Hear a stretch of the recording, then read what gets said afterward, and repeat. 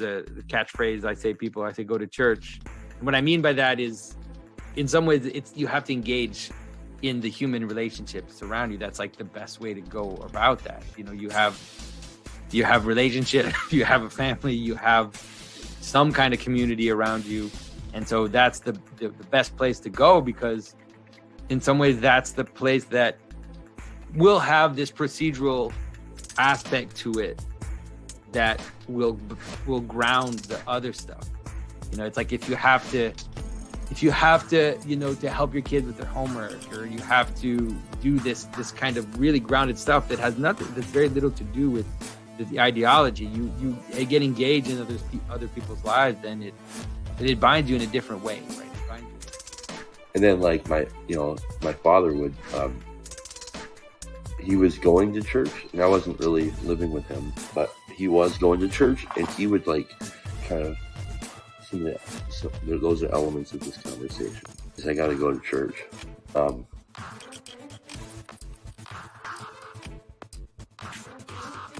It's being part of a church is part of Christian discipleship. And in that word discipleship, there's this word discipline, which is, it's a discipline to go to church.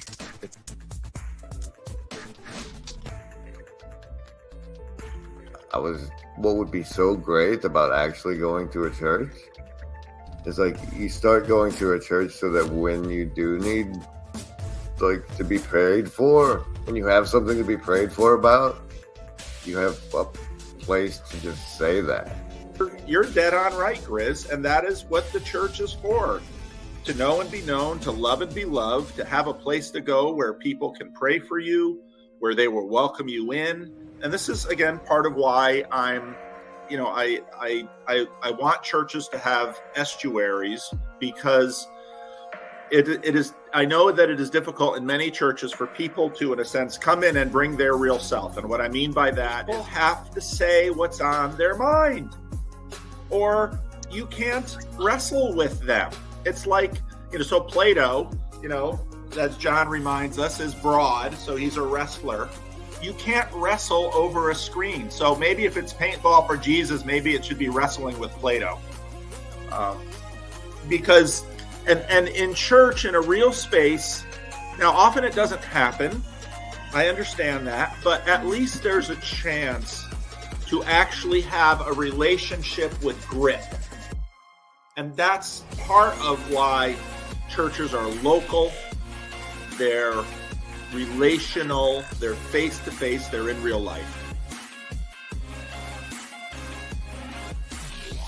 Said about why would young people want to go to church, and I feel like I want to have some kind of dynamic message or something that if they do find some reason to come, I'm trying to fish, so I'm throwing bait and I'm trying to hook somebody. It's what Paul is doing too. He said about being evangelical, evangelism of some sort. Well, fishers of men is yes, is the promise. Yes, correct. Possessed. We did go to church today. I took communion.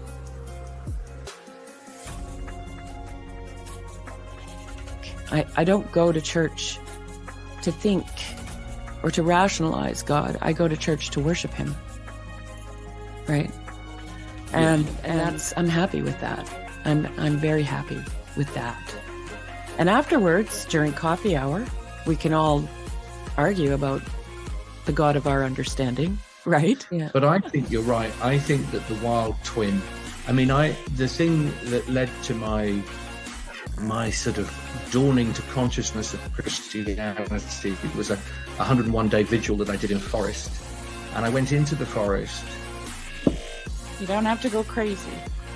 Yeah. You actually have to go, you have to humble yourself and do it right here, right now, right? Get up. I like how Father Schmemann talks about it for the life of the world. He says it starts when you get up and get ready and you walk or you go to church. You start those are simple. I get up. I brush my teeth, I take a shower, I put on clothes, I go, the things of life, and we're ascending up into heaven. You're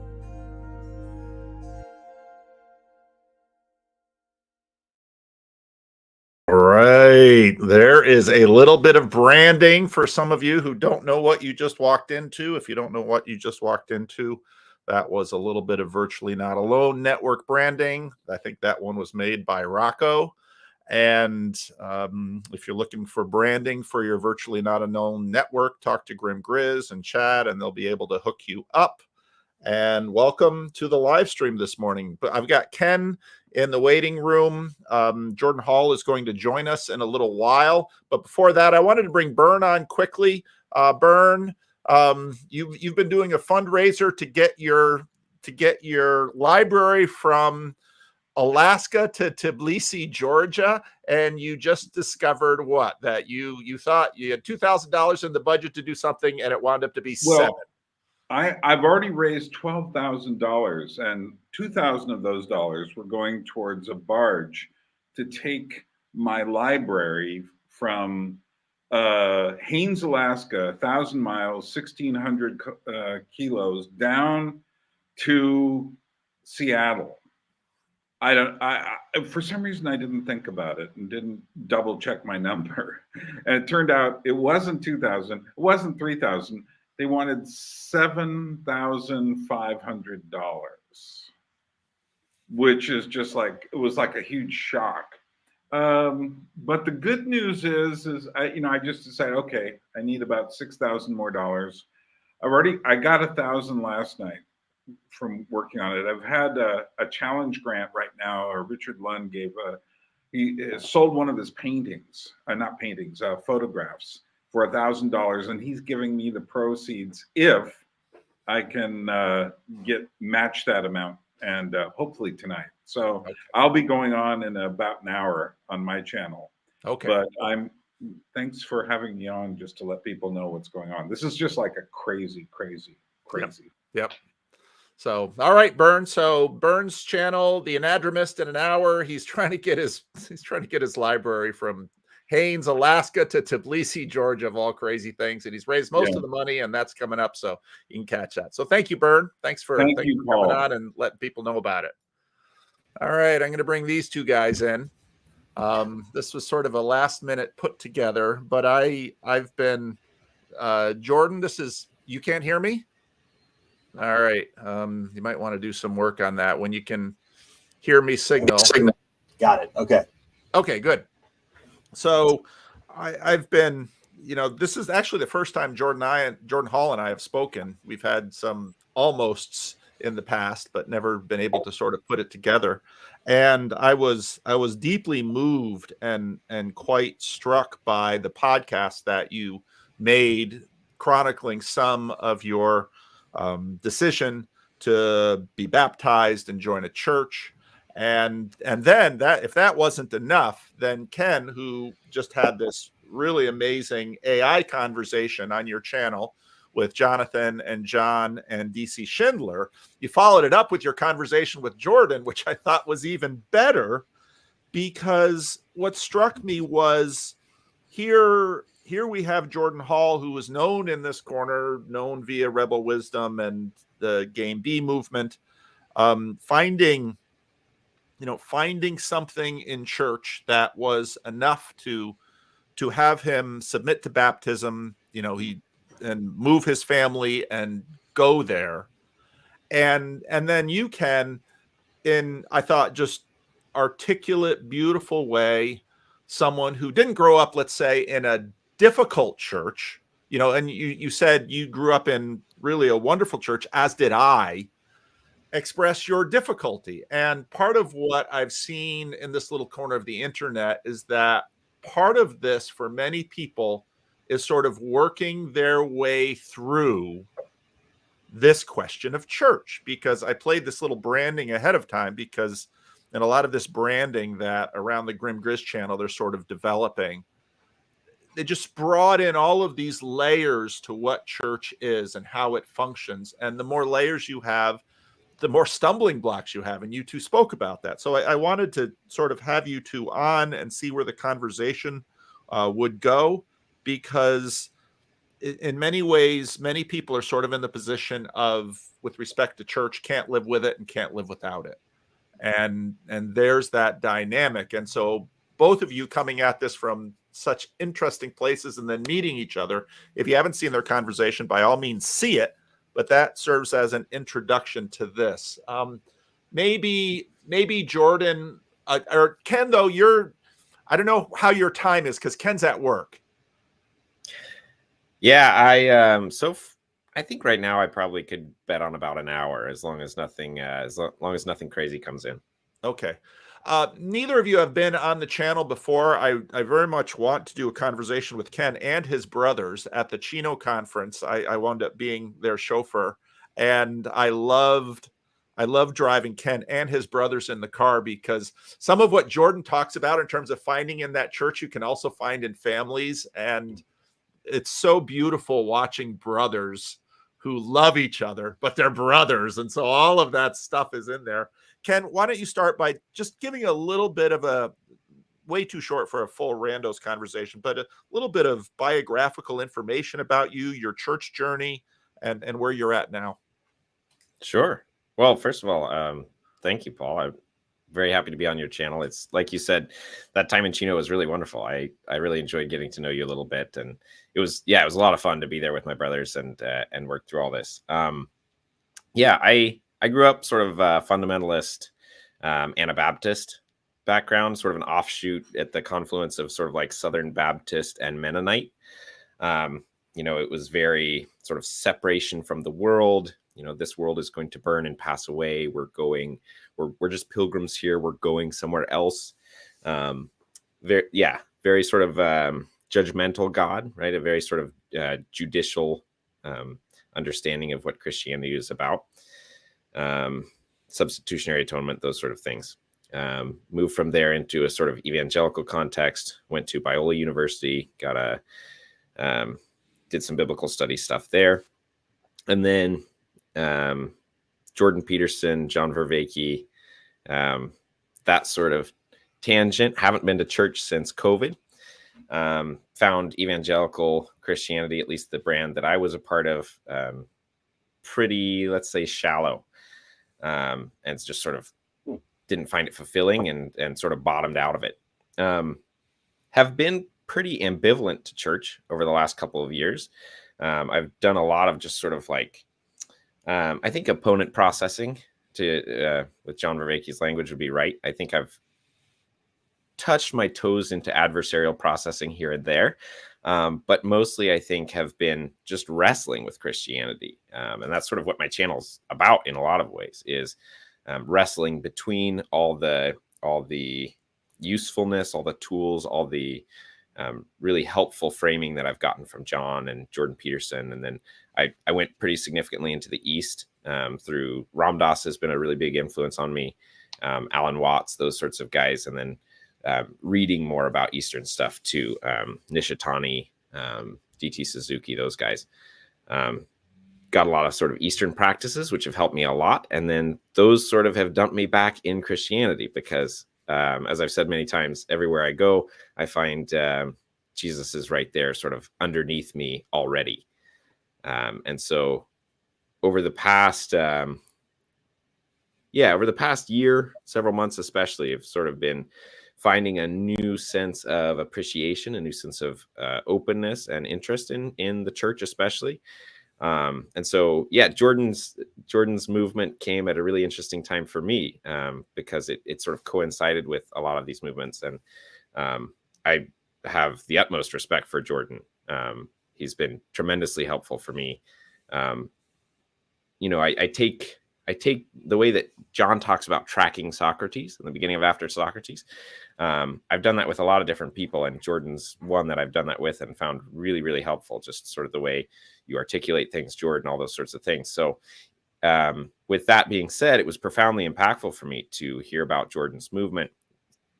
Weirdly, sort of, I didn't expect it at all, but then as soon as I heard it, I was like, oh, that actually makes sense based on some of the strains that I had been hearing and some of the things he'd been saying. So it just so happened that we already had a conversation scheduled. So that's where I'm at, sort of tentatively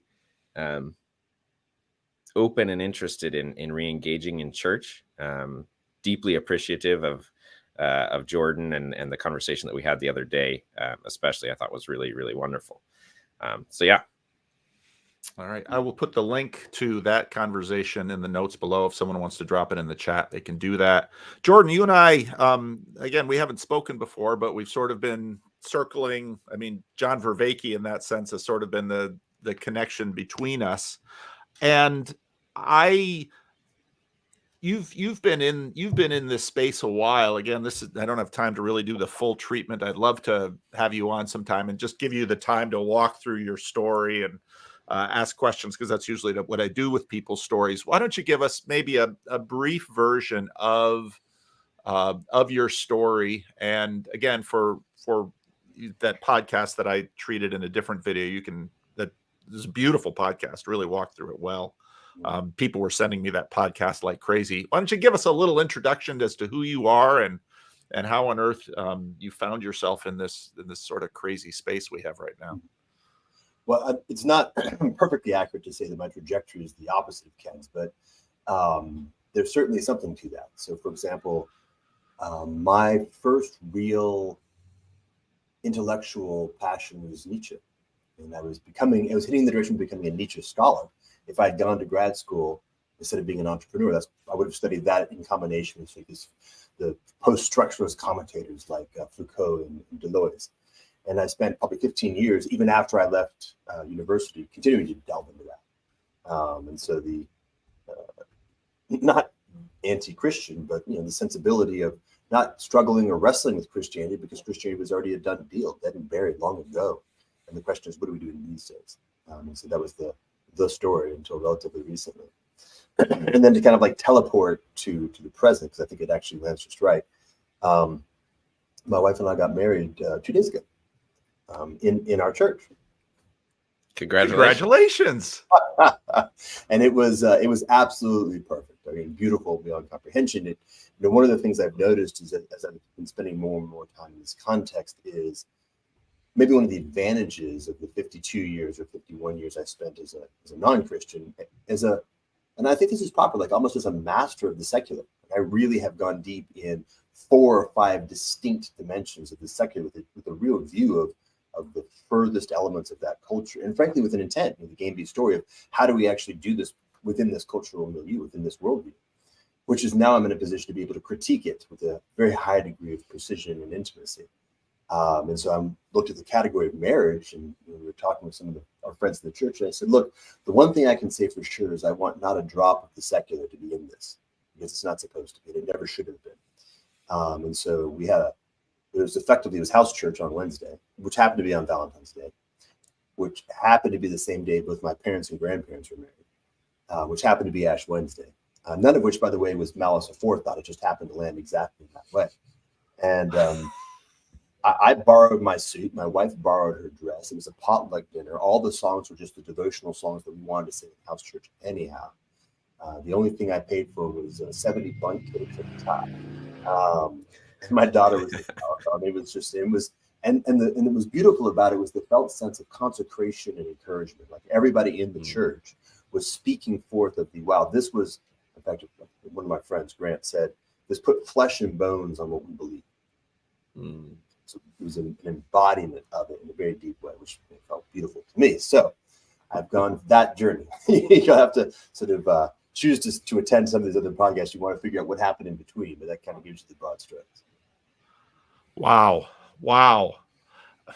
I have two sons right now organizing their weddings, and they're both doing it in very different ways. But I keep going back to my own. I think my wife and I got married for $1,500, reception included, in 1988. And again, it was at the church, and my father was one of the preachers, and my local preacher was another. And congratulations. Ken, talk a little bit about. I mean, one of the things that Jordan just did beautifully was give a bunch of us. Some of us had a feeling of, wow, yeah, that was my wedding. That was what my church life was like. A wedding reception as church potluck. Wouldn't that be great? And I know a whole bunch of other people heard, wedding reception as church potluck, that is exactly what I don't want for my wedding. And we are in this really strange place right now, where on one hand, Jordan, you said it beautifully. You've been living the secular life, and now, wow, I married my wife in a church, and the potluck was the reception, and all the church people cringed. What is going on? There's first of all, I love that story, Jordan. That's amazing. I'm so happy about that. I get so tired of all the shenanigans around weddings, so that's just wonderful. The thing that comes up for me here is actually my friend Matthew Whedon, who I met at the Chino conference, said to me the other day after watching the conversation that you and I had, Jordan. He said, Ken, the thing that you do that's really cool is it's not some sort of trivial authenticity. There's this sort of deep sense of honesty that you bring to conversations. And I took that as maybe the most significant compliment I've gotten. That's one of the most significant compliments I think I could get from things on my channel, because that to me sort of like puts its finger on what I hear in that story from you, Jordan. That's sort of the sense that I've gotten from you throughout our relationship, is this sort of like deep commitment to an honesty that is, it's this entire, the entire self is called into a true accountability, a true resonance with what's going on. There's no sort like superficiality is totally appropriate insofar as it's actually superficial, right? But not like if we're stopping at superficiality, or if the superficiality goes to a level that it shouldn't be at, that's not cool. We're not good with that. Like, it needs to be. And so I'm the word authentic is obviously here, but I know some people, especially in this corner, have trouble with that word, but I think it's authenticity in the really deep sense of, like, church for me, like the reason I left the church was because of this superficiality. It was because, like, I felt like I didn't really believe it. I was pantomiming everything. I was trying to want it. I was trying to want to love Jesus, but like it didn't really land in the deepest sense. And I think that's sort of what we're all really looking for here. And what I really hear in that story from Jordan is like, hey, all these things land together. Let's get married. Let's do this thing. We've got, we're in this place. We're with the people that we're, this consecrated sort of sense. But it's not about this big, superficial thing. It's actually about, are we all fully participating in a deep sense of authentic honesty?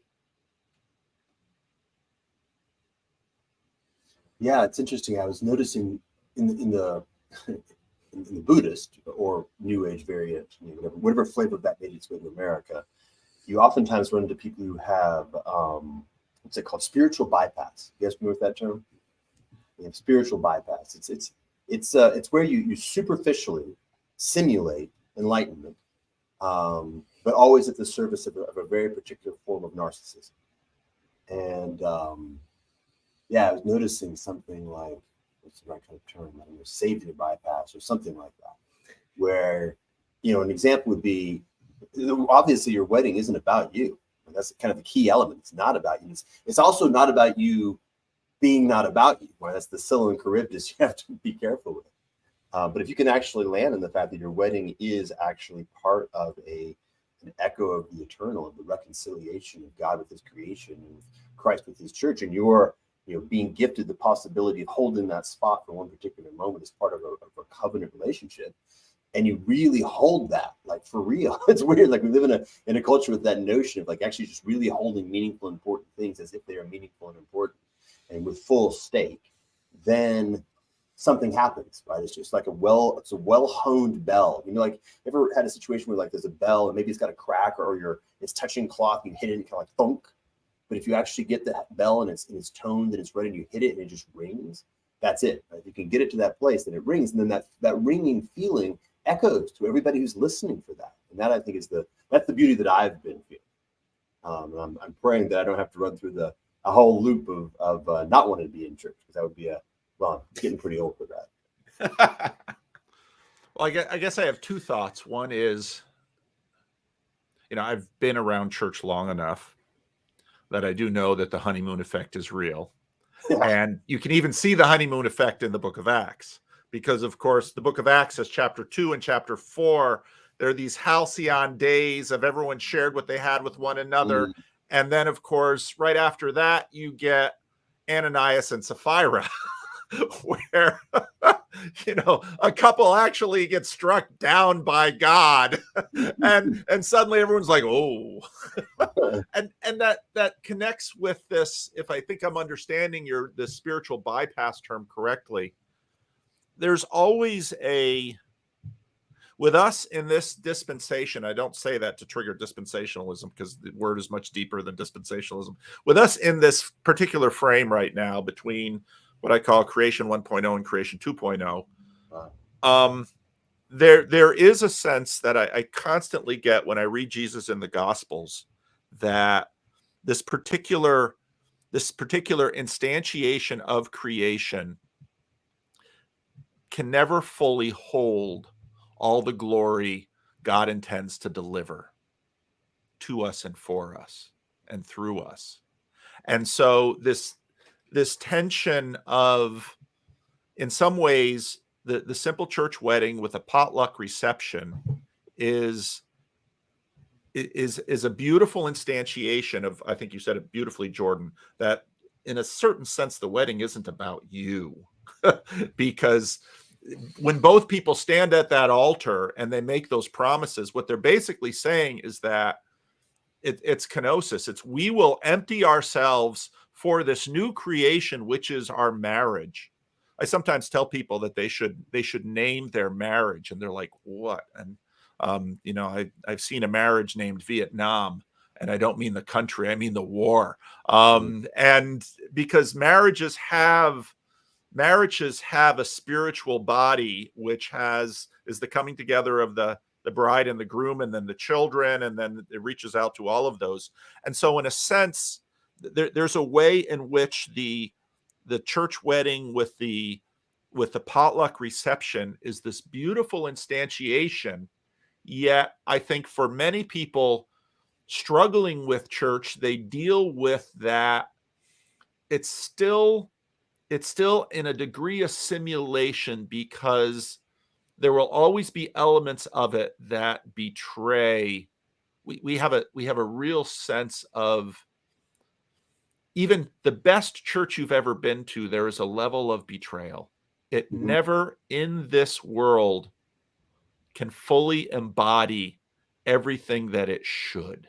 And, to me, that's part of what at least the Reformed community talks about total depravity. It's not that everything is as bad as it could be, but in this world, sometimes even the best things, there's always, and sometimes it's limitation, sometimes it's corruption, sometimes it's betrayal. There's always a level in which we can't just get there. But then in that C.S. Lewis argument from desire, yet in our hearts we desire its fullness, knowing that in this moment the reality we are partaking in can't quite hold that weight of glory. Did that make any sense? Yeah, totally. Absolutely. And well, for me, I had two things. One is, of course, and thus Christ, right? That one very specific aspect of creation that does hold total glory, and that allows us to have a waypoint that orient us towards it. And then the second is, weirdly enough, I actually was having a conversation with a young man who just wanted to chat. We've talked in the past, in fact, known in this world, but he's on this journey too.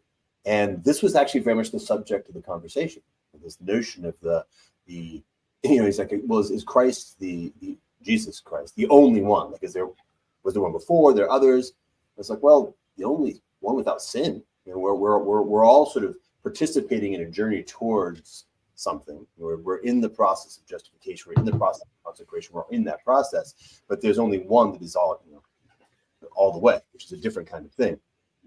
So yeah, I think that's a very great, like, that's in some sense, that's where we are. That's the essence of the world that we live in, is one that has Sin is everywhere, and it's the micro and the macro. So you're in a place where it's like, oh man, this is full of sin. Okay, fair enough. And you're in a place like, this is amazing. Like, okay, and also there's cracks in it. There's no way around it.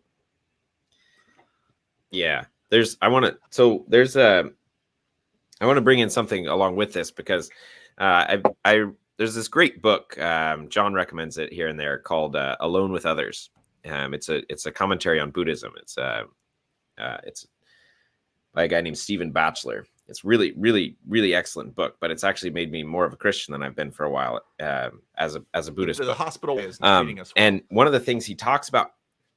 Okay, you cracked up there, Ken. You're going to have to repeat that. Alone with Others. Yeah, Alone with Others. It's a book about Buddhism by Stephen Batchelor. One of the things he talks about in that book is that the first step towards becoming a Buddhist is to take refuge in the Buddha, this existential taking of refuge idea. And it's something like you take all the existential questions that weigh on you. In some sense, for me, this feels like that sense of always trying to prove that my life is actually worth something, always trying to do something to actually make this whole journey, the suffering, all of it matter. The fact that I'm going to die, like just to do something to make it matter. Take the weight of all of that and displace it off your own life and place that whole weight on the life of another, right? In this context, he's talking about it in relation to the Buddha. I take it in relation to Jesus. Like, if I actually can take that existential weight and say, I actually don't need to prove anything, because I actually buy into this notion that this guy at this time, somehow, whatever this means, that he was God and man, that he actually did it. Like, he actually did the thing in the way that everybody is trying to do the thing. And because of that, like, I can take all of that angst, right, of that existential weight, and I can just sort of let it go. And I think a lot of people, and for me, and where these church issues get tricky, is we try to do that, but we do it with the church instead of the person of Jesus.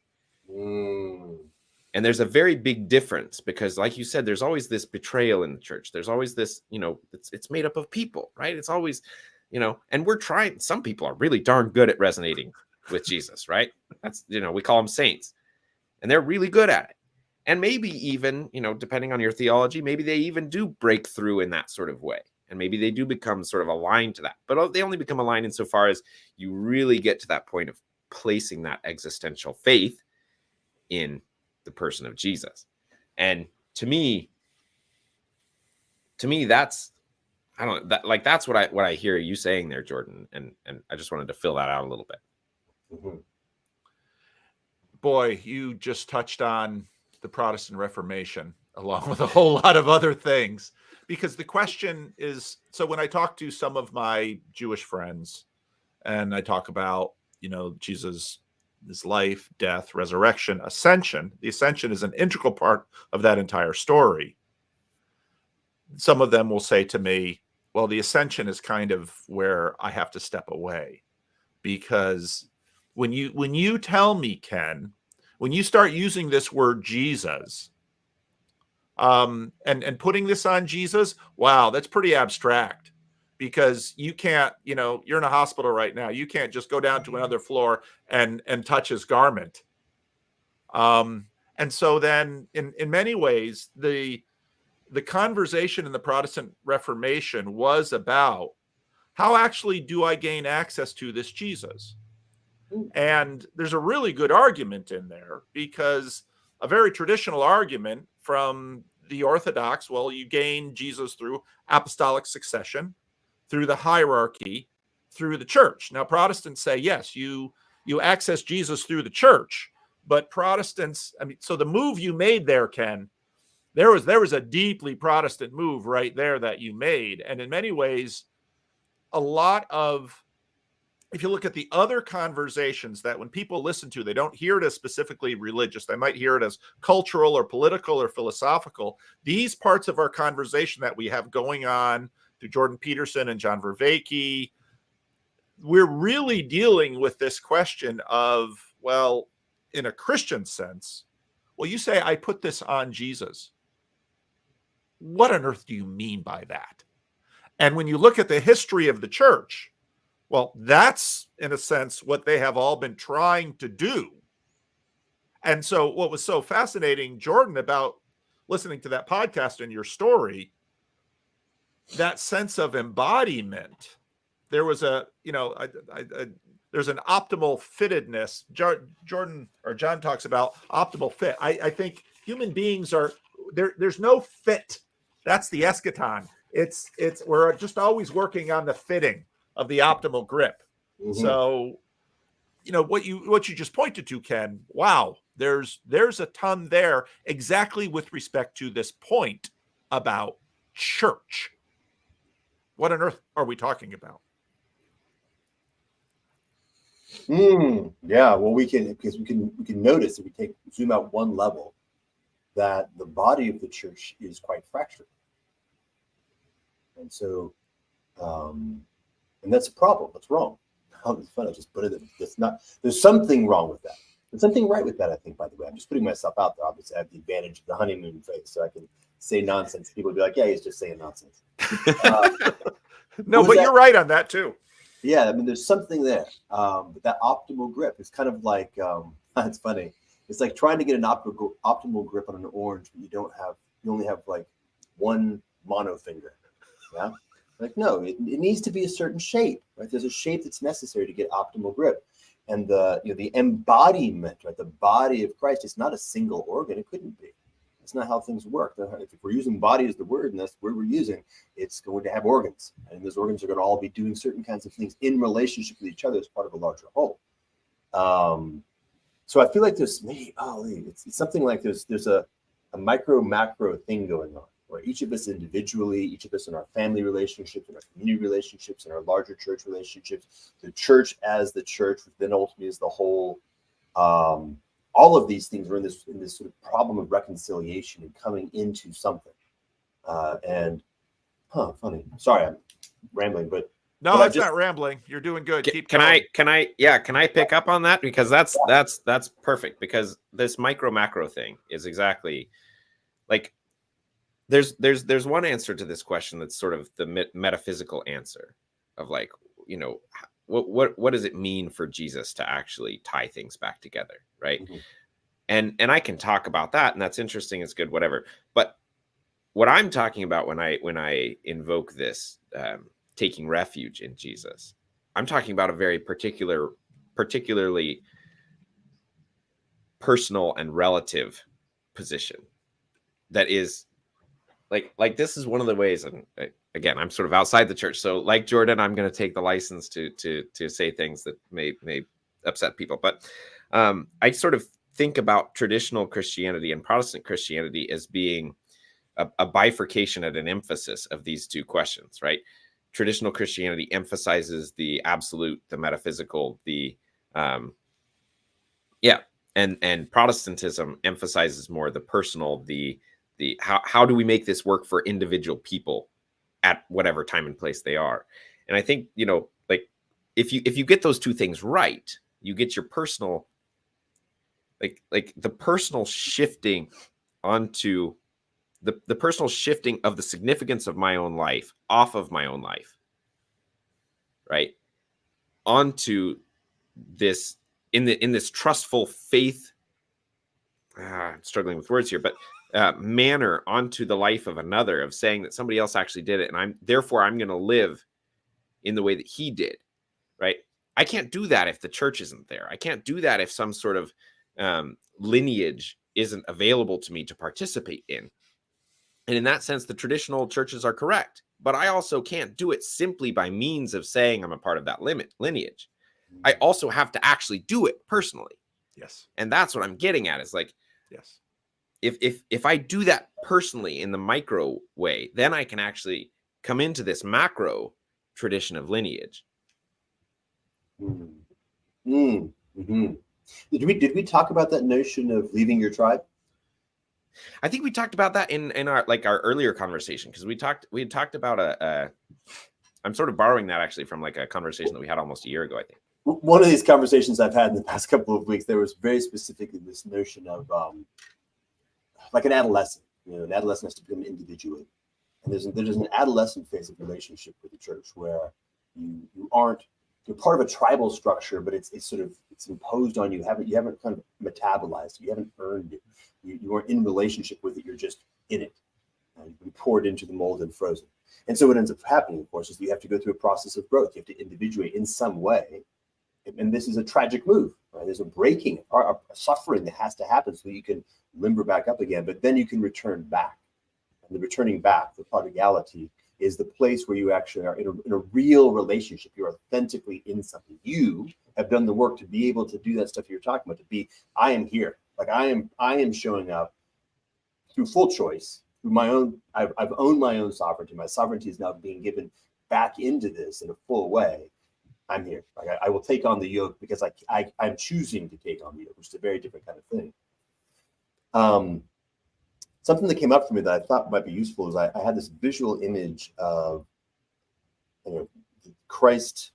It's like a rock dropping into a pond and it just ripples going through the world.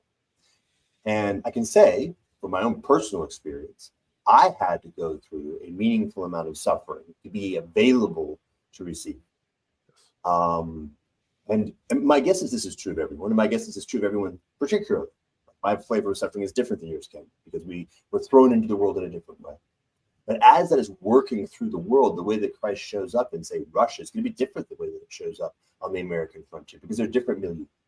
The suffering is in some sense the same, but there's suffering that has to be undergone because there was a lot of culture built in, all kinds of really weird particulars that are having to be unwound as this thing is kind of being metabolized in. So I'm wondering if there's a piece of that, like that notion of what does it look like for us as people, like as humans, to have come to our post-tragic historical arc and be able to say, yes, we now do from our own sovereignty choose to take on this yoke.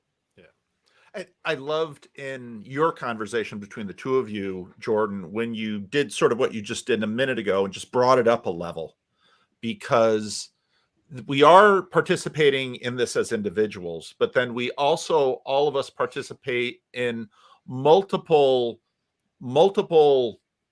extended bodies, subtle bodies. And again, this is part of what has arisen, especially Jonathan and John have been poking at that. And I participate in my Jewish heritage on my father's side. I participate in the Frisian heritage on my mother's side. I participate in the genetic layer of whatever has passed through that layer. I participate in the Christian Reformed community that was an immigrant community.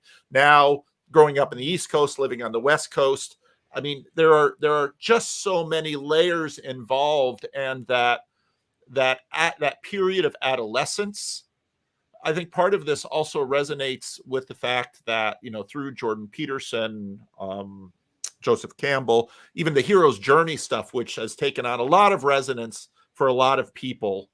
People understand, I think, also the limitations of the hero's journey as a framework, but there's a leaving and coming back. And these are built into how many biblical stories, with Abraham. You have, you leave Egypt, it's back and forth.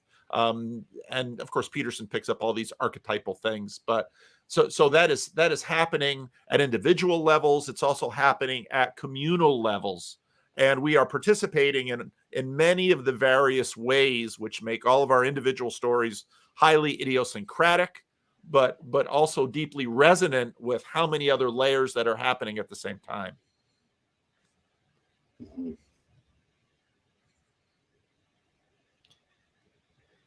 Well, if we think of, Jordan and I talked a little bit about the complex versus the complicated. And if we think about humanity collectively as a complex organism that is actually meant to function as a coherent whole, that is in some sense the actual body of Christ collectively. Like technically that's the case. If Jesus actually was God and man, then technically all of humanity continues to be the body of Christ. And like you said, Jordan, right? We're fractured all over the place. We're fractured as Christians. We're fractured above that level too. And in all these various layers of subtle bodies, right? We're sort of maybe we're going through the adolescent phase of humanity as such, in sort of like trying to figure out what it means to actually become a complex, coherent body. Mm-hmm. Well, Tom, what Tom Holland did for me, I noticed that he got a mention in your podcast too, Jordan. How Tom Holland really helped me was after all of this, Jordan Peterson, John Vervaeke, Jonathan Peugeot, I began to see through Tom Holland the ways that Jesus has colonized the world. And the more you understand church history, you appreciate the fact that Christianity very early on got out east.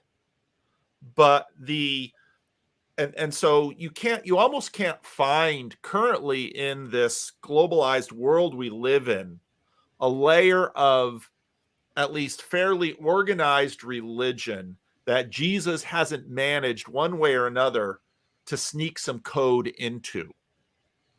And we're watching this.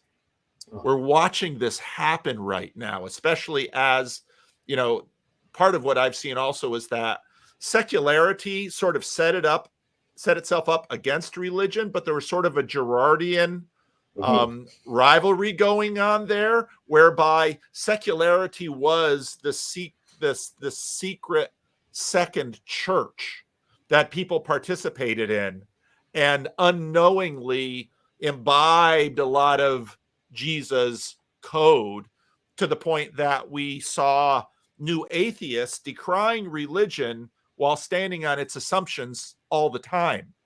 And so we've watched this process happen, and now we are in a differentiation phase where we see, after the fall of the Caliphate and the Ottoman Empire, sort of a resurgent Islam come up, and we're seeing that continue to take form in Turkey. You're seeing it with Modi in India, and then we see this strange thing happening in China, which is still hard to figure out what on earth is happening in China, but Christianity is growing under the surface there.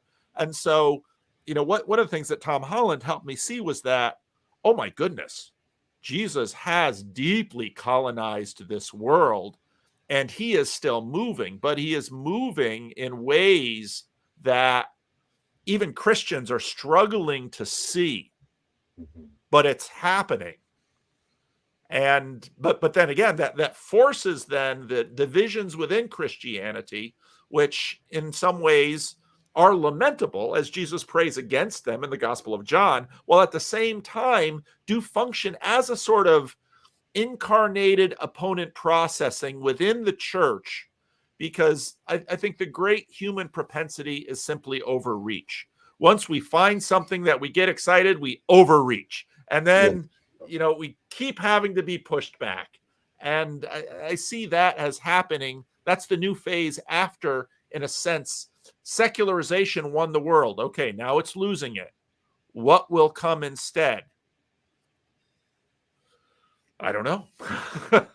But Jesus is very much in the battle in ways that people only sort of see and often completely miss. And so that's where the Game B, I don't know a lot about the Game B conversations, but I first saw a little bit from Brett Weinstein, and then Rebel Wisdom, I began seeing it. And I always thought that in some ways, what you see in Christ was what I saw as a preacher, because I was listening to all of this Game B stuff, and I still had the discipline of having to preach every week to a church that has zero understanding of any of this internet stuff, because they're all older people. And, well, how did Jesus colonize the world? And he's still doing it. But that gets back to the point I made to you, Ken, before about, okay, well, what do you mean by Jesus? And how exactly do we relate to him? Is it through an institution? Is it through an imaginative, personal relationship conversation I'm having? Is it through a local group of in real life people that are meeting in his name? I mean, this to me is the cutting edge of what Christendom is wrestling with now. And we could have a long conversation about this. Like, there's concepts like, have you heard the concept of meshwork? there's a book called 1,000 Years of Nonlinear History by a guy named Manuel de Landa. It's brilliant. And one of the things he points out is that consistently in history, we see these two movements that include hierarchy and meshworks as two different topologies. And meshwork is governed effectively by relationships. And of course, for the most part, Christ moved, when he was incarnate, through relationships. He had a certain number of apostles, and the apostles went out and talked to people, largely small groups, by constraint of the very limited. Paul writes some epistles, and that's everything else is person to person. So there's something about proper relationship between that real hierarchy. And when hierarchy tries to take on overreach, take on more than it is supposed to, then it becomes something wrong. There's a hardening to it. There's a domination, a tyrannical characteristic that's intrinsic. And there's something that happens at the level of the meshwork. Right? And both of these are in a certain kind of relationships. That kind of relationship. Some of that's happening. Meshwork has been really struggling for a long time because until we had a global network that was intrinsically an open protocol, you couldn't actually do meshwork over large scales. You had to govern territory and large populations by virtue of top-down hierarchies. There's no other way of doing it. But now we actually have a new way of doing it. And one of the things that we're feeling, one of the sufferings that we're undergoing, as in this case, very specifically the whole of humanity, is that confusion of, oh, wow, things have shifted deeply, deeply fundamentally. And the playing out of that implication is non-trivial, it's gigantic. Yeah.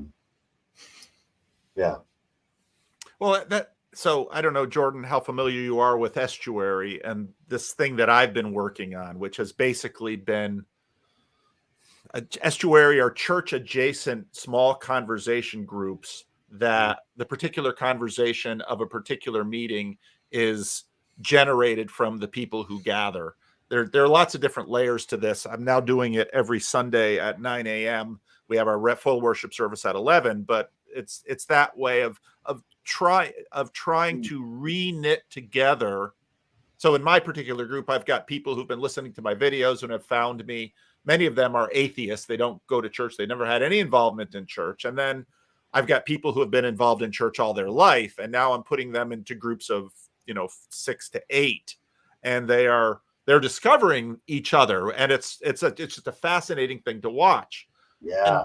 And part of what I've seen happen in this little corner with respect to YouTube is that while there are certainly clearly hierarchies in play in terms of this little corner and all the conversations that we're having, it has become this meshwork network of conversations that are very ad hoc, just like this little one we're having right now, but are also available for viewing and increasingly available for participation. And that is exciting people who would normally be sort of lurkers, or in church terms, congregants sitting in pews, and to me, I see this as deeply Protestant because it is the increasing priesthood of all believers. Mm-hmm. That there isn't one priest and all the laity, but what you have are people being priestly at different moments in time and different places to one another, being knit together. So I would like to pick up on that and talk about what you brought up, Paul, with that question of what do you mean what's the Jesus that you're turning to? Because I think like what we're talking about here is, the increasing capacity of human beings to be interconnected in some sense, right? And it's like, regardless of which vector of connectedness Jesus arrives to me in, there's some manner in which like it's pointing to an underlying reality that's there. And I think, so there's all sorts of things with the separation of Jesus and Christ and using the sort of universal Christ idea. I think Richard Rohr does a pretty decent job of talking about some of these things. I really like Rohr's stuff, but I think, if it is really true, then there is some sense in which like you're necessarily going to be participating with Jesus. And I think that's what you're pointing towards with some of the Tom Holland stuff. It's like, you're always already playing out Jesus's story. Mm.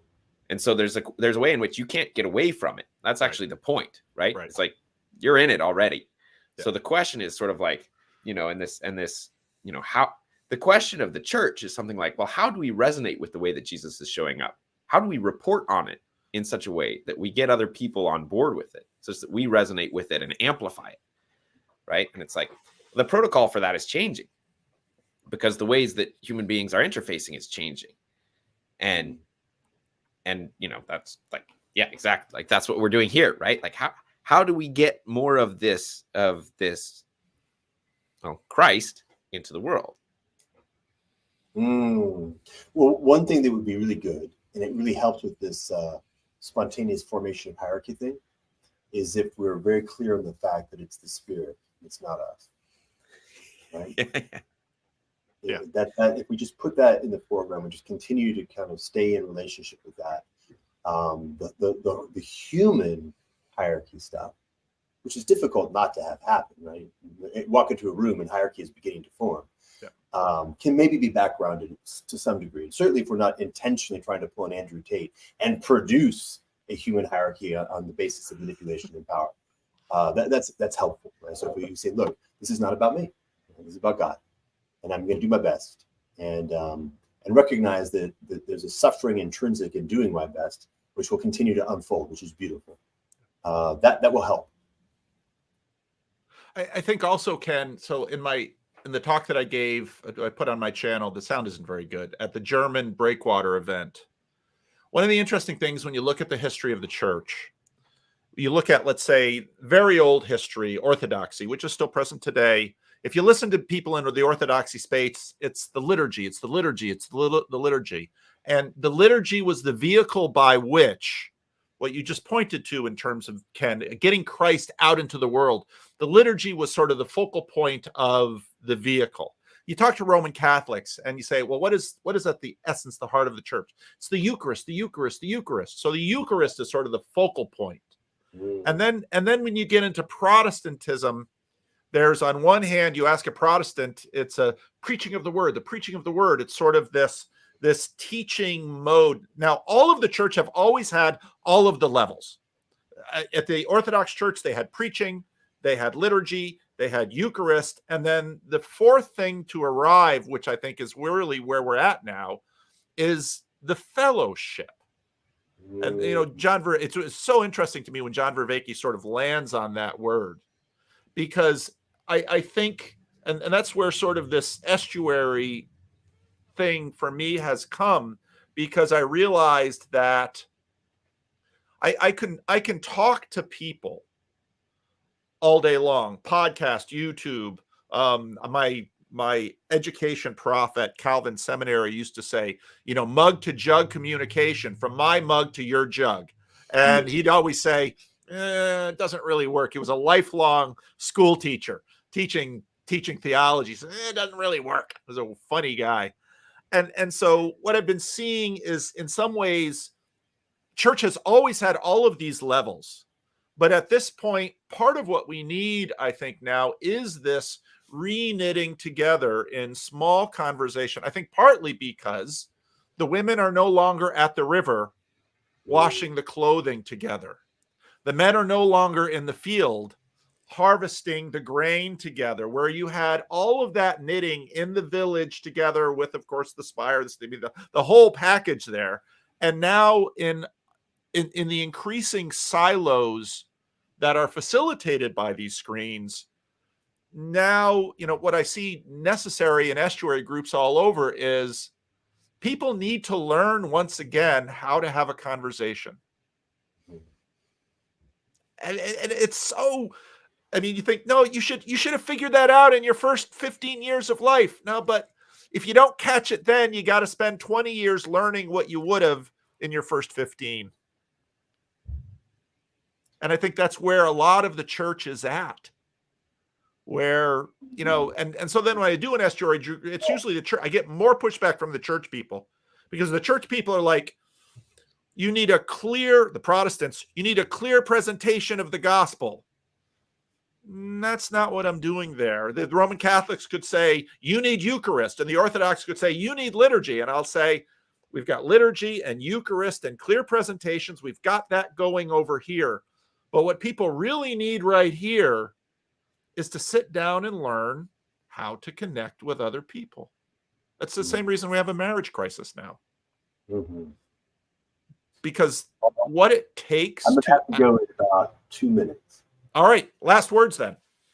Yeah. Well, that was the notion of relationship at the ground.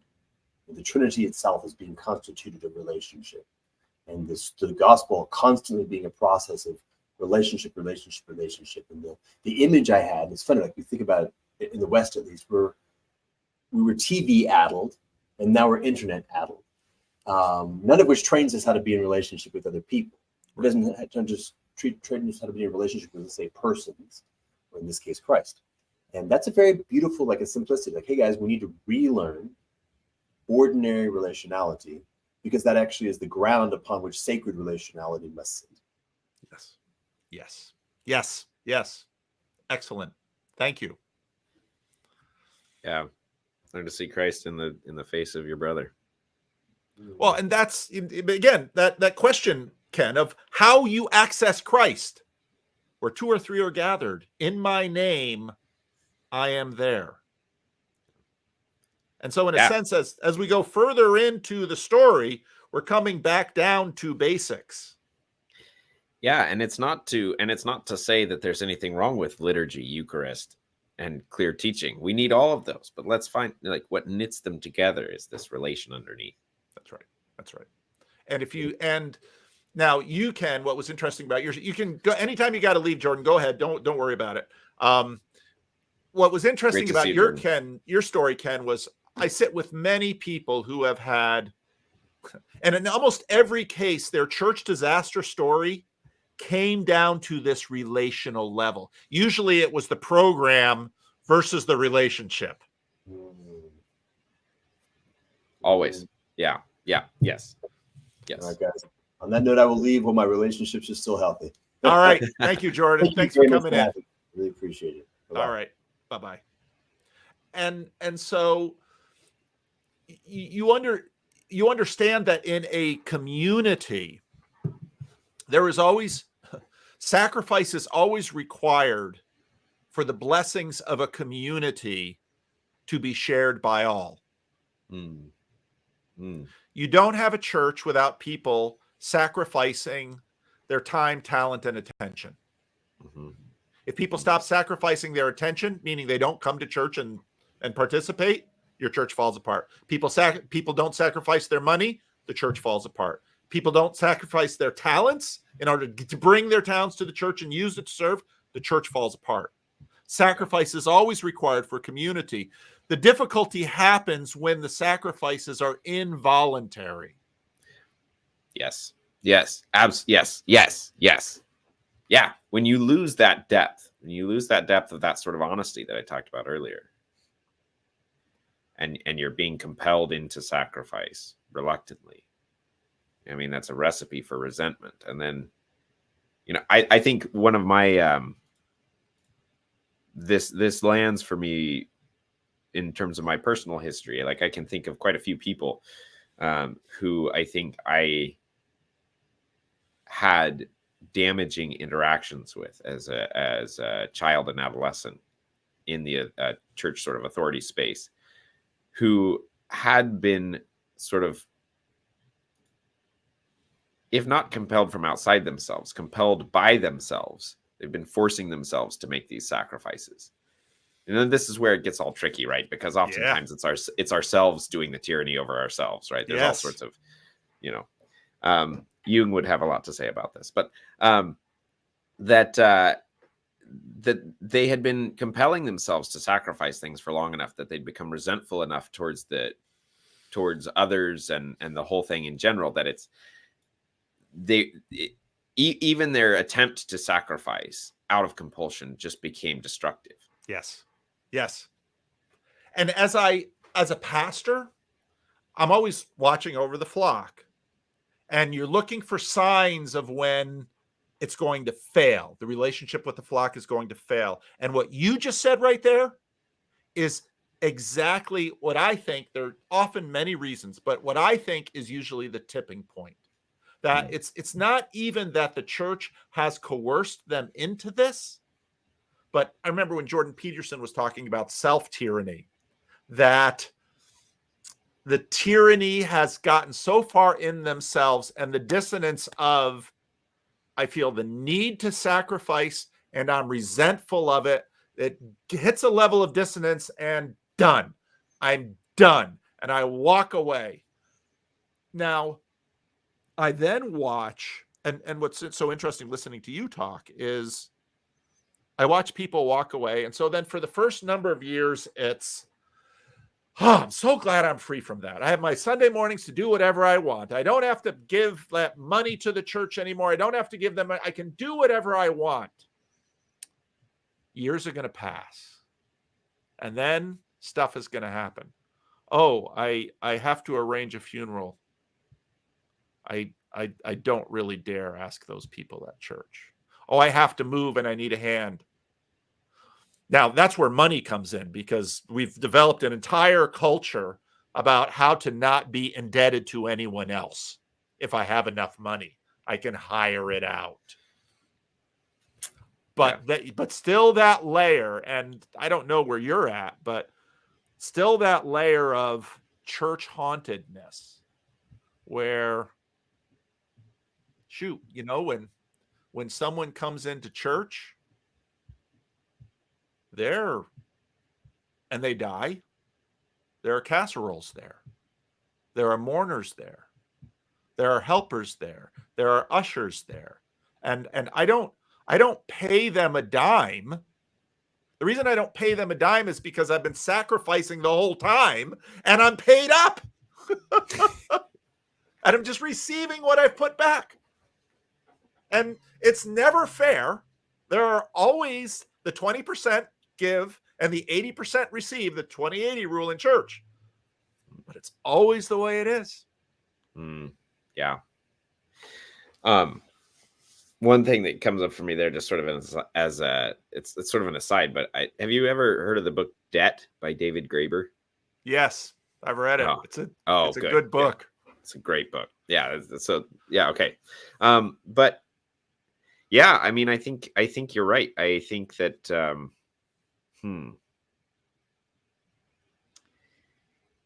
there's something about,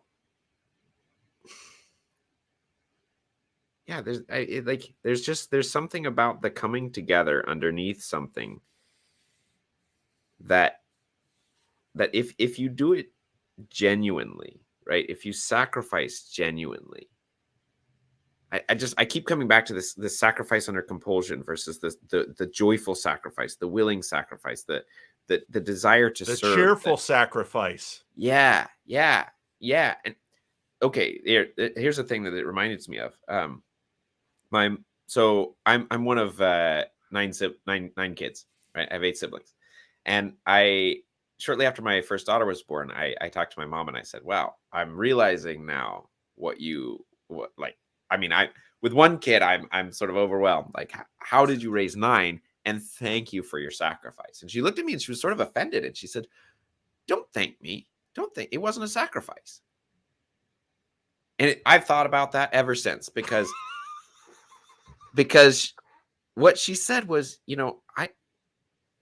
there's nothing else I would have rather done with my life. And I notice now, as I try to live more in that sort of pattern, that is always the case. It's always the case that when I let go of what I think I want to do, and I do what serves someone else or whatever it is, I'm always more grateful. I'm always more joyful. I'm always more fulfilled. And I mean, it's so, like, we all know this, right? But so many of us don't do it. And so, yeah, yeah. T. Grogan. Now, Zach, I see you in below, and I drop the link and we'll bring in people. T. Grogan said, religion does provide community, no doubt about it. So does Marxism, Scientology, Mormonism, etc. And that's true. But community is not the same under every master. And we know this because your place of employment can provide community. For many Americans, their place of employment is their primary community. But there's the quality of the boss, and there's also a spirit of the shop or the office or the vendor that governs, like school spirit. And so the point with this is that what we're really looking to do, we recognize that we need a head. You know, Dylan said we gotta serve somebody, but the quality of the person you're serving matters. And part of the Jesus revolution was every empire would ask its citizens to sacrifice themselves for the empire. In the empire of the Son of Man from Daniel 7, he sacrifices himself for the rest of the community. And that gets built into our culture where, you know, in America, the president is supposed to be the servant of the nation. Gosh, I wonder where they got that idea. I don't think they got it from Caesar. And they certainly didn't get it from Nero. And so churches, and this is where, so I was halfway through Jonathan Peugeot and Rafe Kelly's conversation, which is just outstanding. It's on Rafe's channel. You know, so Catholics use the word subsidiarity. There's a bunch of other words that get used, but the idea is, well, part of what happened is we used to have the clan. I mean, the nuclear family was that you lived in a village with your uncles and aunts, and there was a patriarch and a matriarch, the shadow matriarchy, and the patriarchy had all of that. Well, in urbanization, that all got mixed in. And so what happened, especially in America, is sociologists noted the congregationalization of almost every religion that made its way to America. And the reason was the clan structures were broken up and nobody lived by their biological families anymore. And so what they needed to form was a congregation because you needed your group of 5 to 10, which was maybe your nuclear family. Then you needed your group of 100 to 200, which was sort of your cat-sized church. And then you needed your next size and your next size and your next size and all on up. And the story that forms the community and the actual leader who is over the community, why is it that the Roman Catholic pedophile priest scandal had such an impact it did? Anyway, sorry, T. Grogan. T. Grogan gets me preaching like none other recently. Because he's that's right. It's right. It's like you don't get a choice of whether or not to participate in a body. You don't get a choice to follow people. It's just you just get to choose who. Yes. And so sometimes you get to choose who. Well, yeah, exactly. I do need to go and get back to work. Paul, this has been an absolute joy. Thank you, Ken. All right, I have dropped the link, and so some others of you want to come in. Zach, welcome. Hey, great to be here. Was excited to actually catch up with you and see this whole sort of world. Like I'm a long-time listener, first-time caller sort of situation. Yeah, and, I've recognized your name in the comments for a long time. Well, for whatever reason, I felt the call, and I thought I was going to ask a question of Ken, and then he just disappeared. So I guess, you know, we're here together. You, me, and my buddy Ted over my shoulder here. I don't have Apple TV. I've never watched the show, but I hear that a lot of people like it. Well, you know, there are people out there who are encouraging subscriptions in order to, you know, have access to greater content. And at some point, you might feel the tug to make that leap back into Apple TV, and I think you'll love what you find with Ted. All right. Well, tell me a little bit about yourself, Zach. So I actually used to be a pastor myself. That looks like a grass cross behind you. Yeah, it's actually a plus sign. Which, I couldn't see the bottom half. It's a type of cross, but that's actually a remnant from one of our failed coffee shops. So we have 4 coffee shops, my wife and I, and that was the one that failed. We called it Plus. The name of our coffee shop is called Honeymoon. We have a plus sign in the middle, and then we launched one called Plus, and it failed. But I to speed it up. I sort of fell away. Went from sort of evangelical into a type of universalism. and fell into an emotional affair, which turned into a full-blown affair, which kind of wrecked my whole life. And in putting it back together, wondered how sort of God would let that sort of happen if I was earnestly seeking him. And that kind of changed a lot of my understanding of what God might be and what prayer might be, and understanding the voice of God. And putting the pieces back together, decided to try on atheism, like almost like figuratively, like, you know, putting a cloak on, and it stuck. And that was probably about 12 years ago. And I found myself in the last handful of years, like so many people you've been talking to, sort of drawn back into this through Jordan Peterson, then Rebel Wisdom, and now this little corner. So where are you at now? Just kind of, I mean, one of the reasons I wanted to bring Ken in was part of what is so when you look at the corners of the corner, I mean, Vervaeke tends to be religion that's not a religion, some of that type thing. Peugeot tends to be people who have gone all the way into orthodoxy, and MySpace seems to be more people. Some are in church and some aren't, and so where are you at in this whole thing? Yeah, definitely found myself more towards the Vervaeke side maybe a year and a half ago. I double clicked into his circling and dialectic into Dialogos, did one of those sessions, and honestly, it didn't quite resonate for me. And I'd say probably in the last 6 months, I find myself pulled more into your corner. And then this Jordan Hall thing, to the extent that Jordan Hall has created his own corner, I feel absolutely pulled into that. Like, we're actually going to talk. He's been very generous with telling people, hey, if you feel you want to have a conversation with me. In fact, his conversation with Jim Rutt was the first time that my wife gave a shit about any of the stuff that I try and share with her. I know we've seen joked that one. Jim Rutt? Yeah, is it on Jim Rutt's podcast? Yeah. Oh yeah. Jim Rutt's YouTube channel, and Jim just like hammers him for the last hour about the statement of beliefs from his church's website. It's like, oh, you believe that the Bible is the inerrant word of God? Like, you really believe that? He does a T. Rogan on Jordan. So good. It's so good. I heard Luke on a live stream before talking about how his wife like won't even meet you, which is just crazy but totally understandable. My wife was so tuned in. So Luke, if you're still on and listening, maybe your wife would jive with that second half of the Jim Rutt conversation as well. She gave an actual shit. I mean, it's like we were okay. Literally, you know what? It was Valentine's Day. You know what she got me for a Valentine's Day present? Was a single ticket to go see Jordan Peterson live in St. Louis. Not both of us. Not both of us. This was her Valentine's Day gift. This is her self-sacrificial love. This is something that Zach will give a shit about. Yeah.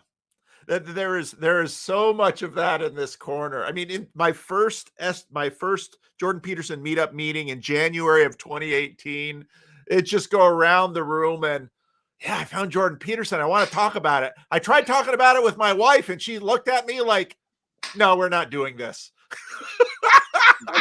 But that's the wild thing. And like, it's funny, but like the fact that Jordan's story has his wife involved in it so much. Yeah. And it is this whole familial intergenerational thing, I think, is what makes me more drawn to whatever corner he's kind of creating and developing, because it's like, oh wow, my wife can be involved, my kids can be involved in it. That's the sort of the project that's drawing me in.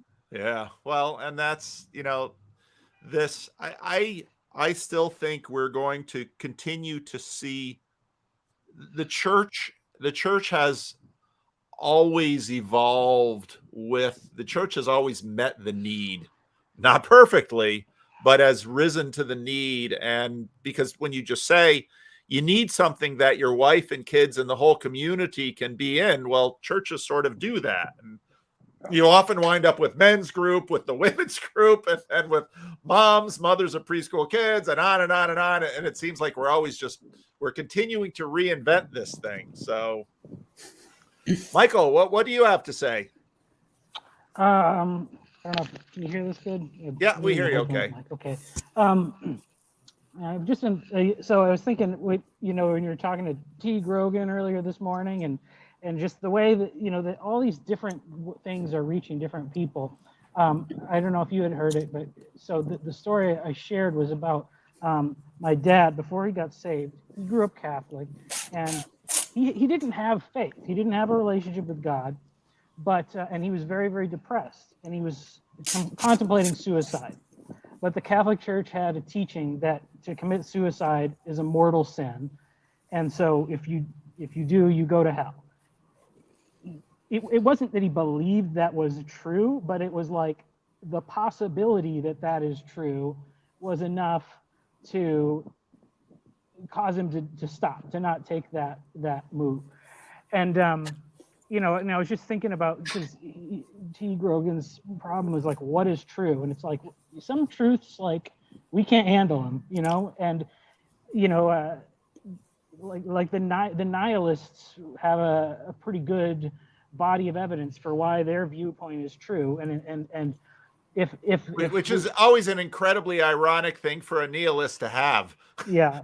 If you're going to be a nihilist, you really just kind of have to be a nihilist, but they really struggle with it. This point C.S. Lewis would make all throughout his books. He's like, these nihilists, the problem they have is they can't stick to it. They always want a better society. And it's like, if you're a nihilist, you kind of got to be the Joker. But it's like what certainty or what so it's that, like, I exist now because of that doubt that my father had. Yeah. And and then eventually he came to Christ, and then the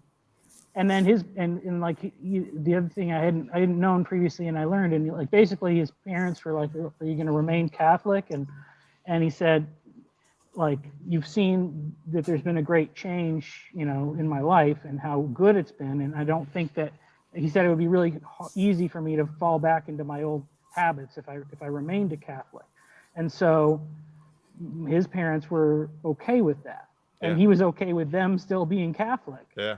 And I just, the video that released this morning's been so busy with Luke's live stream and now my live stream, but the video I released this morning, I treat Jordan's conversation about his wife's healing and then conversion. And the question is, well, why isn't everyone rushing to join the Catholic Church? Well, first of all, compared to the Catholic Church, Jordan Peterson is tiny. That's a hard thing for people in the Peterson space to recognize, but he might have 8 million subscribers, but there are how many hundreds of millions of people who are connected to the Roman Catholic Church? I mean, Jordan Peterson is tiny. The second thing is, if you listen to that conversation, Peterson is very interesting because he sees it not so much, even though that poor guy who's part of the Catholic News Network is really trying to sell it. Peterson is just seeing it in a different frame. And I think we've been seeing this since the Reformation. It was true before the Reformation, but it's very much happening now where institutions, you need them, but they're different. And so I think, Michael, the story of your father's is a great example of a story that I've seen again and again and again and again in the world. That and I see it often. It used to be in the Christian Reformed Church that if your kid wasn't going to a Christian Reformed church, it was an abject failure. Now Christian Reformed people are just happy, well, at least they're going to church. And it might be Catholic, it might be Orthodox, it might be Baptist, and so there's, we're continuing to work on these issues. Alan, I was actually thinking of you when I was setting up this live stream, because I thought, here is poor Ken. He's coming on the internet. He's telling us about, his issues with church. And I was afraid you were going to come in here with eyes blazing and say, Ken, enough. put a beat. If he was still in here, I mean, I don't know if he'd be walking away from this interaction. But I don't know. Okay. And he's got like 8 brothers or something, or a good number of brothers. So, in a very psalmist way, you don't just walk up to Ken and think you're going to do something to him. He's got all those brothers behind him saying, yeah, we may fight amongst each other, but you don't touch one of us. yeah, exactly. Before I jump in, Michael, I just want to say I think we've been on a few chats, and I really like what you say. So I just wanted to say that. Zach, I've never seen you before in my life, but you seem like a great guy, and I love your beard. It seems like a strong. One day I'll get there. I don't have the cheek growth, but Michael's the king of the beard, though. Obviously. Yeah, exactly. Well, and that beard, that kind of beard, that takes discipline. Maybe I should just do a live stream. No, with it Michael doesn't. About. No, it doesn't. Well, but when my beard grows, my beard will cover the earth. Wow, it's very this is Eastern. the product of no effort. This is just what happens. So I'm you're a happy. lucky man. I'm happy with it, but it doesn't. It's not an effort of discipline. So that's not my strong suit. But one thing what say you? Yeah. One thing I did want to bring up. Well, first of all, when you said problems with the church, yeah, have the problems, but have them at the church, in the church, and participate.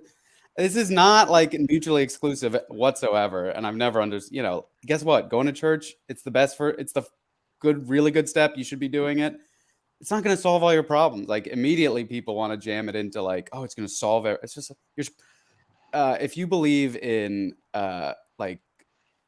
if the ideas that we talk about of dang, now I'm blanking on them, but just the world is too big to understand by any one individual, and you understand your values and your goals by participating in a body, those two things, we've been talking about these for 3-4 years. If you know those two things, you should be participating in a body because you're not big enough to understand the world by yourself. And, so you can go to Mensa, you can participate by running for, participating in clubs and whatnot. But I mean, I could go further into why church is the right move. But, if you're not participating in any sort of higher spiritual body and you're in the corner, I'm like, these are the basic day one ideas that you're going to hear from Vervaeke, from Peugeot, so that's the other thing is you need a body. You need a bigger body than the body you got. Well, and I think Ken said it nicely. We all will participate in something. Yeah. And the questions are part of what we have. I think about this a lot. Part of what we have right now is that we have so many bodies that we can participate in. You can be a Swiftie. You can be a Niners fan. You can be a Chiefs fan. You can have a club about having a really massive beard. There's right now in our culture, there's no end of bodies you can participate in. What's interesting though, again, back to T. Grogan's point, is my only appearance on Justin Brierley's Unbelievable. It was so funny because what does he pair me with when I finally get on the pro show? What does he pair me with? He pairs me with the guy who tried to start an atheist church. And he has a full head of hair, but he's pulling it out. Because what he discovered is it's actually really hard to create a body. And from just looking at the media, looking at the culture, he assumed an atheist church would be the easiest thing in the world to start. And he's just incredibly frustrated because they don't come. Zach, you seem to want to say something. Was that the Sunday Assembly? Yeah. Okay. You just have committed the next hour and a half of my life to finding that video. It's not hard. Just go Paul Vanderklay Unbelievable. It'll probably come up.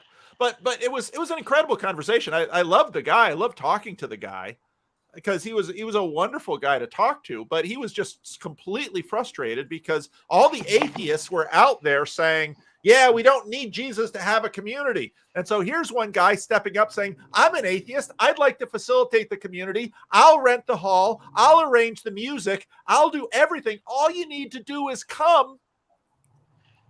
And the atheists are being Niner fans. And of course, the atheist response to that is, well, atheism just means we don't believe in God. Oh, so you're saying it's not a group. but yet you identify as an atheist. So are you a group or aren't you a group? And I'm not trying to dunk on anyone. I'm just saying that dissonance is a thing. And one of the astounding things about, I watch churches and the T. Grogan points out the fact that Christians don't agree and they're fighting with each other. I loved what Jordan Hall said in that one podcast about that. Christians are fighting with each other, yada, yada, yada. But the crazy thing is that if you just say the word Jesus, even Christians that are fighting with each other on all sorts of levels will sort of straighten up, at least to one degree or another. And it's like, that's interesting. What's with that? And well, it's like when you had Jordan Peterson and Sam Harris debating each other. Like anytime someone would score a point, you'd hear cheers in the crowd. It was like you very much picked your side in that battle when that was going on. I call it a battle debate. Yep. So it's the funny, I actually the precursor to the corner, the precursor to Jordan Peterson for many people was Jonathan Haidt.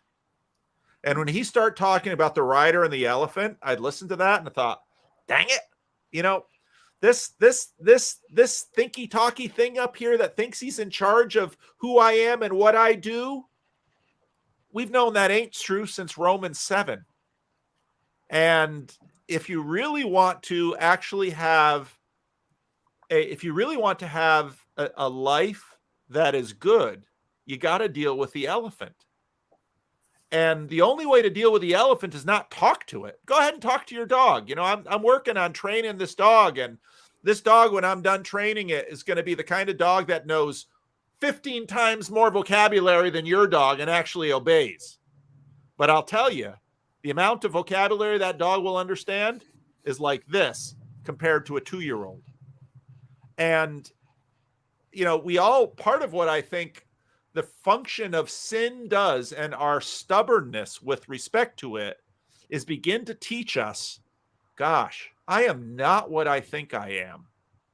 And that then gets into all of these other crazy conversations that are so difficult to have and certainly can't be nailed down in all of the ways that we modernists want to nail conversations down. Shoot, I'm talking way too much. I have other videos for that. I'm going to shut up.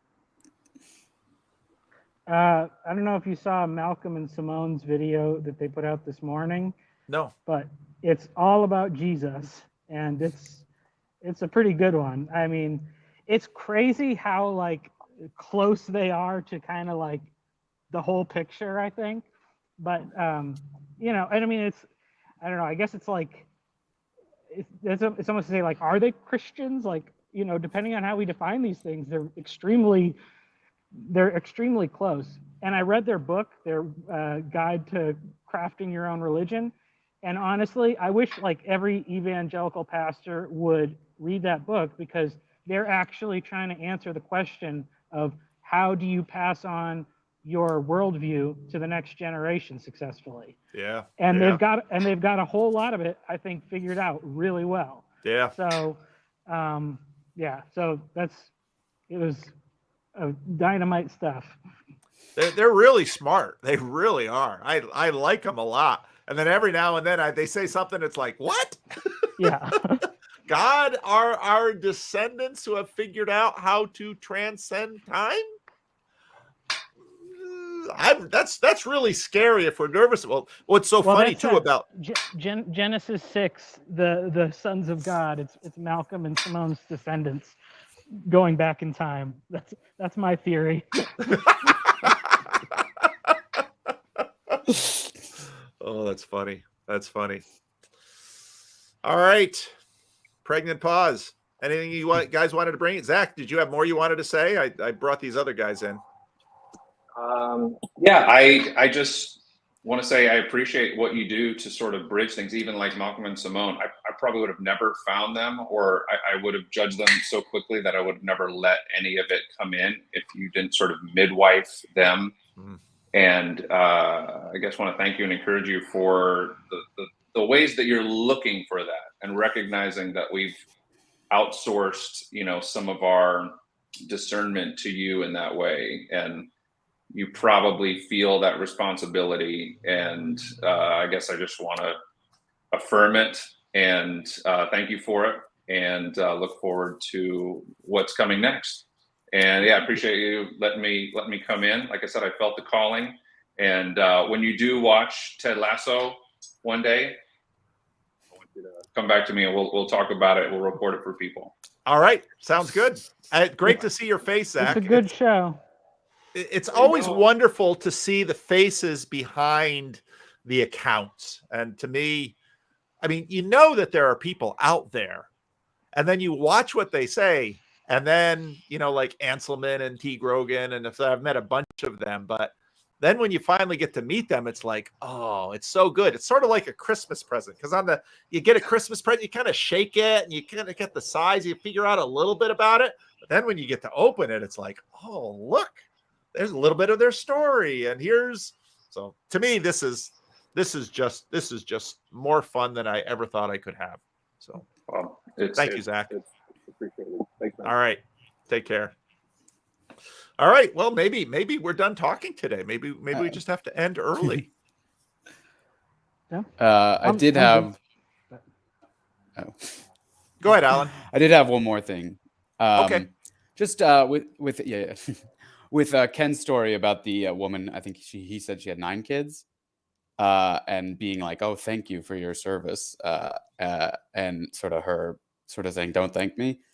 One thing I want to point out, and it sort of swerves back to go to church, is you're trapped doing whatever you're going to do either way. Like the freedom you talk about in not having kids, of like sleeping in, that's chains of another sort. You know, freedom apart from Christ is, you know, this is Jesus talk, but like that's slavery. You know, like to be a servant of the Most High is the freedom, and to be, you know, so it's just, that's one thing where I'm like, yeah, it's gonna like. It's hard, and there's elements that you won't understand, but you can sit around trying to take every data point ever that are constantly being generated infinitely more of, and you can kind of weave them together and make all the right decisions, or you can participate in a body that has a collective way of creating values. And you're going to, like we said, you're going to do that anyway. And just the reason I bring this up is I think that idea that like, well, it's going to come together and, you know, they're going to knock on my door and they're going to haul me away to put me on the throne, and finally they'll know that I figured it out. It's like the bumping around in the dark and participating in collective bodies, and the fact that it's not clean cut gives you the courage to actually go to a board game night, to hang out with your friends at church, to have kids and say, well, if I have this kid, I probably can't, I won't become the famous athlete that I always knew I would, even though I'm 45 years old. It's like, yeah, buddy, like that dream of becoming a famous athlete is a slavery that you're suffering from right now, because it's preventing you from following the Most High calling. So it's just, I'm just like, guys, like, I mean, I love the thinky talky. I mean, I've listened, you know, how many podcasts do I need to listen to before people, you know, before I can say I love thinky talky? But ultimately, like the participation, the doing, the going, becoming a Bible study leader, you know, talking to friends, you know, well, we can list it out of the participatory. Like that's where it's at. That's where the honey, you know, that's where the good stuff is. So I just, like the thinking of like anyone, like especially having 9 kids is anything like, I mean, as long, you know, certain they've chosen to do this, but it's going to be an immense blessing, you know, like it's going to be so much more valuable than like, you know, sitting around and being like, well, I never had kids and I'd never had responsibility. And that's my freedom, as I never was responsible to anyone or anything. It's like, what could be more like more like vertigo inducing than the idea of like perfect freedom, where you have responsible to no one and nothing, and no one cares about you and you care about no one else. It's like, that's a toughie. That seems like a tough life. Well, part of what so Upcycle just gifted 10 gifts. I think if you click on the gifts or something, I think you can maybe get them. I don't know how. But Cal, get in there. Get a gift. Get in and watch some of those randos conversations that are behind the scenes. One of the things that I noticed watching people leave church is it's just like you talked about, Alan. People are like, well, now I'll have all of this time to do all of these great things. You know what they wind up doing? Watching more TV. It's just like you say, well, now I'm going to be an athlete. Now I'm going to be, it's just like New Year's resolutions. Yeah. They tend to settle down into their other, masters and their other masters. And this happens emotionally too. If they were angry at church, now they're just angry. And one of the interesting things that they've seen with respect to church and politics, the most politically venomous people out there who sort of align with the religion no longer participate much in the religion anymore. Now they're just, participating in one way. Now the politics has completely consumed the religion. Whereas when they were actually in a community with other people, those other people sort of retarded the force that those other masters had on them. Mm-hmm. Because, and churches do that naturally. It's like, I'm going to be political 24/7. Oh, but no, you got to go to church. You got to spend time listening to Jesus. Well, there's a little politics in there. And then you got to serve in the nursery. Well, it's really hard to be political when you're running around with a lot of 2-year-olds. It's political of a different kind, but it's mostly about toy sharing.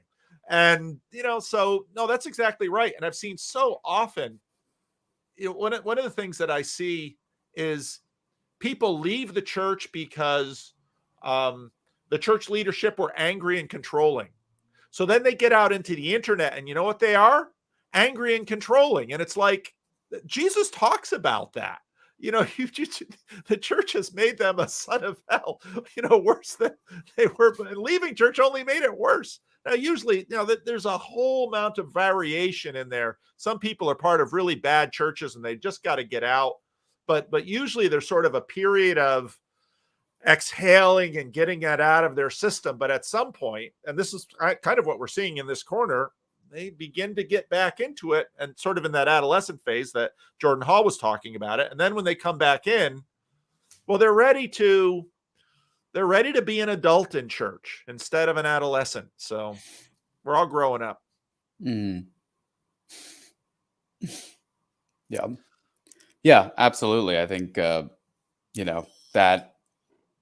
being molded so you can participate in a body. I mean, the bodilessness is a huge part of the problem. I mean, I'll just say it, but the chat has been wild this whole time. And like the chat's pretty bodiless. It's like, anyone can come in, say what they want and leave. I mean, the chat of the stream. And like, you can go to any topic, but so it leans to the lowest common denominator. But when you have structure and you have to make the coffee. Okay, I was going to be political 24/7, but now I'll do 23/7 and 1 hour to make the coffee. And then I'll, now I, like you said, it prevents the lowest common denominatorism by having walls and gates and structure.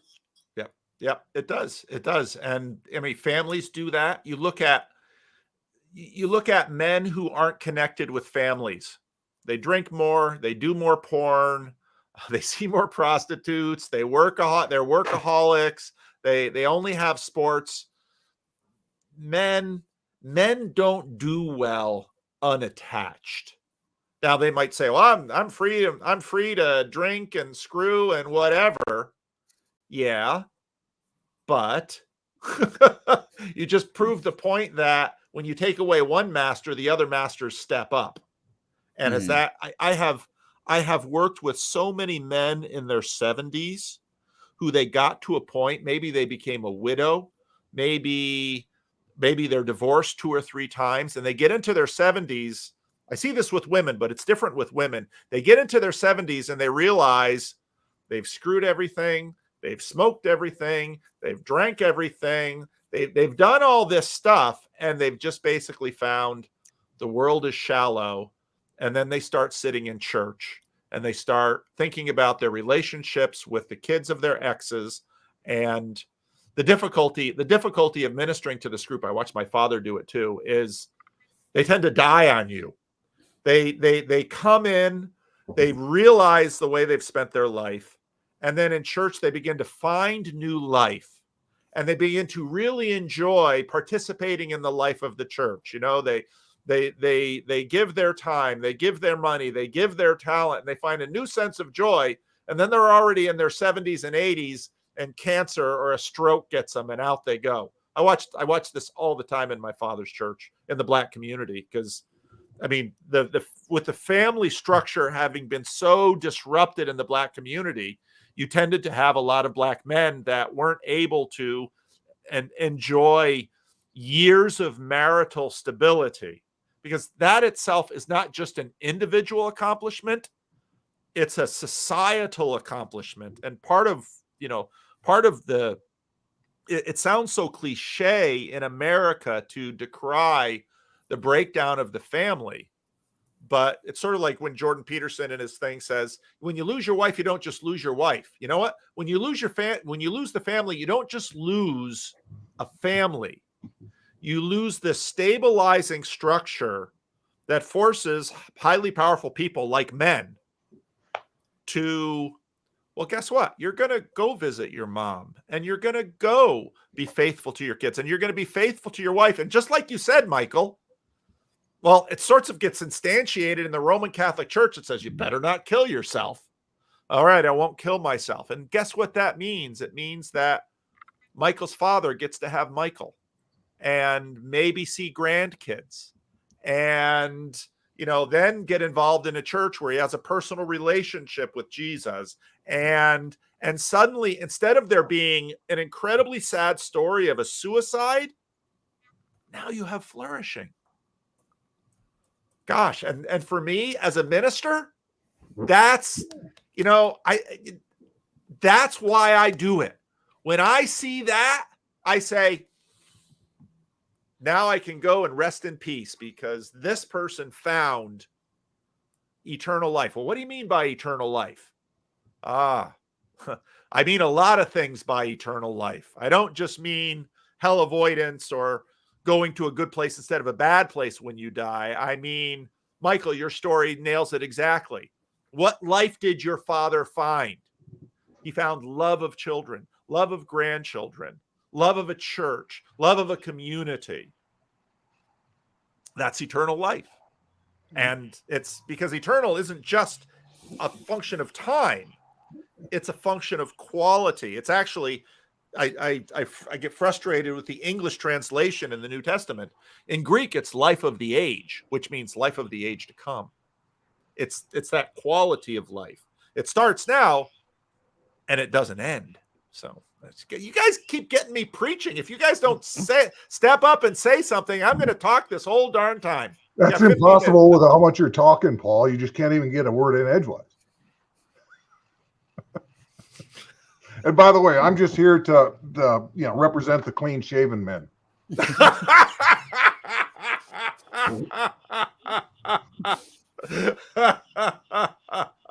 And what you were talking about, Jordan Peterson, where you're saying when your wife dies, it cuts off your whole future life.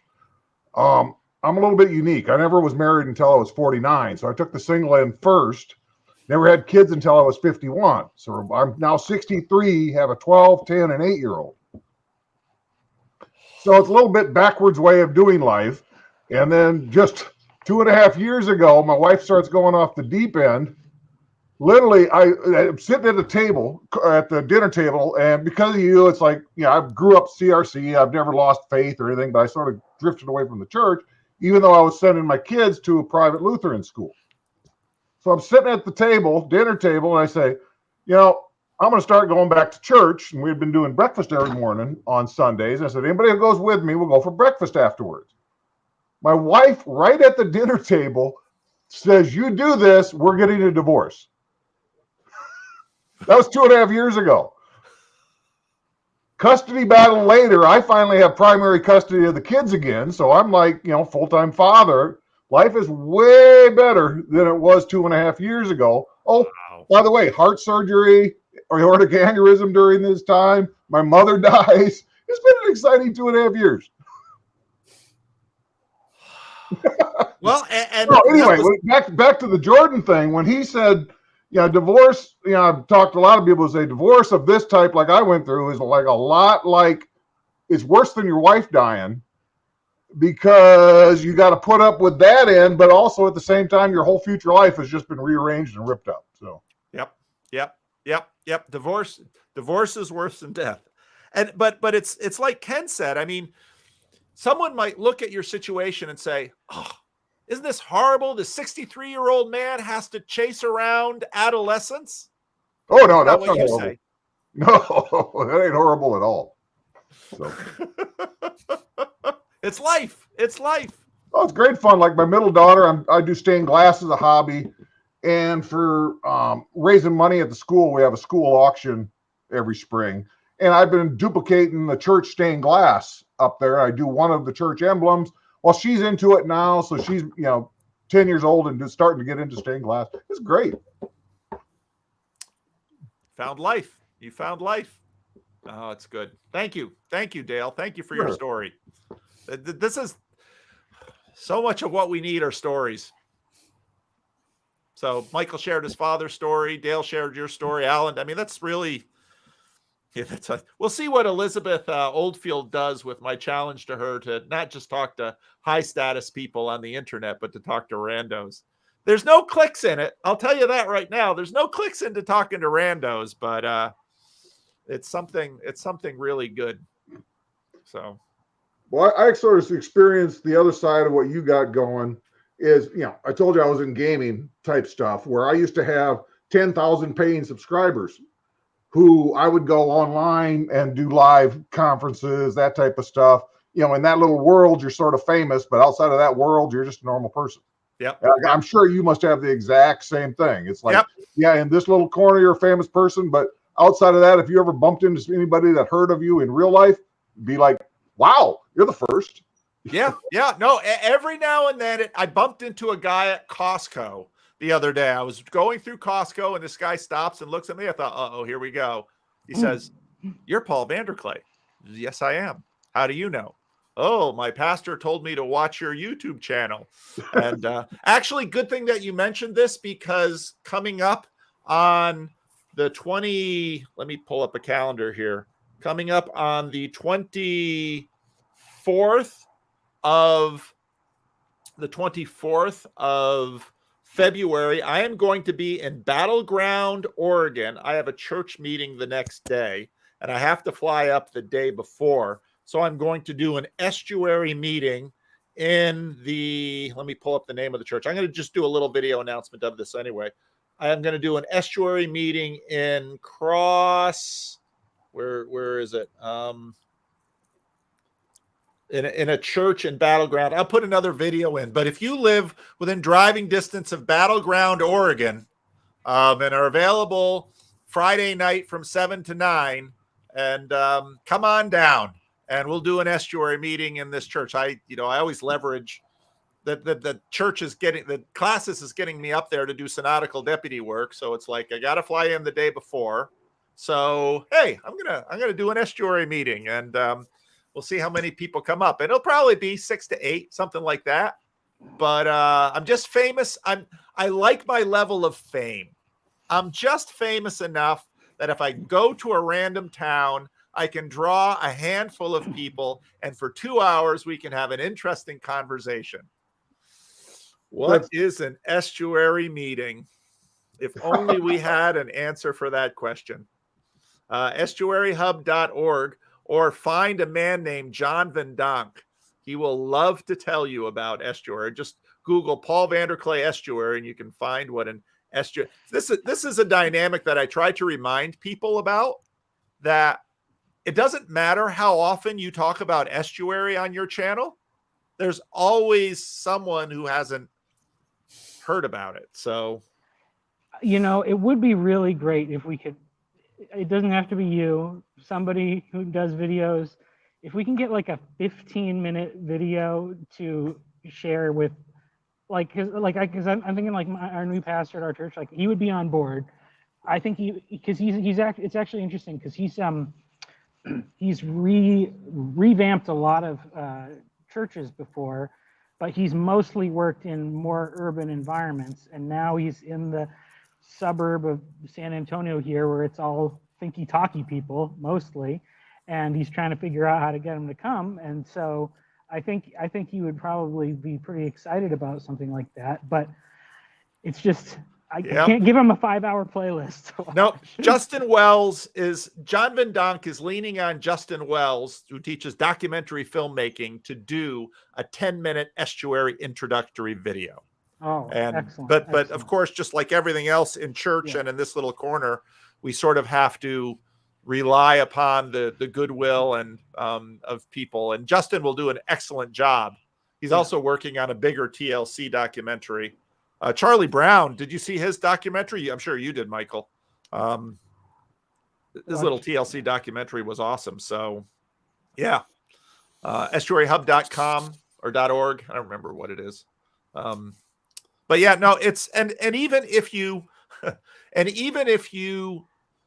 that's the thing that you learn as a pastor about colonizing people. It's remarkably different, and it's a really good thing it's different. But it's difficult. It's remarkably difficult. But it's and that, in a sense, that's why it's sort of hard to get an estuary up and going. But once you get it going, like Van Donk has worked on it for a long time, and his is a beautiful one. But it does take some time, and especially if you're sort of beholden to a pastor, and it's really tough because pastors have a lot of people constantly trying to colonize them.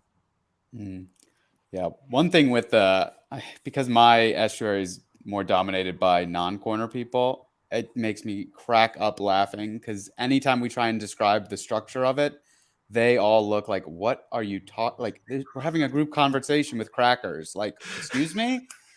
And it's like a perfect wedge issue of, oh, well, we're initiating a spirit to come down upon us, and there's liturgy and ritual, and they're like, I'm drinking a Diet Coke and talking about my cat. I don't know if I'm initiating a spirit to come down from the heavenly places and be instantiated on earth. I think I'm more eating, a cracker and cheese. And so, I don't know. It's just so, you could call, this is why all these terms are impossible to actually define, because they're both sides of simple and extremely complicated, which is all things, which is why you should go to church, because it's too complicated to describe easily. So see, I can wrap all of my points into going to church. Which was the branding that I opened this thing with.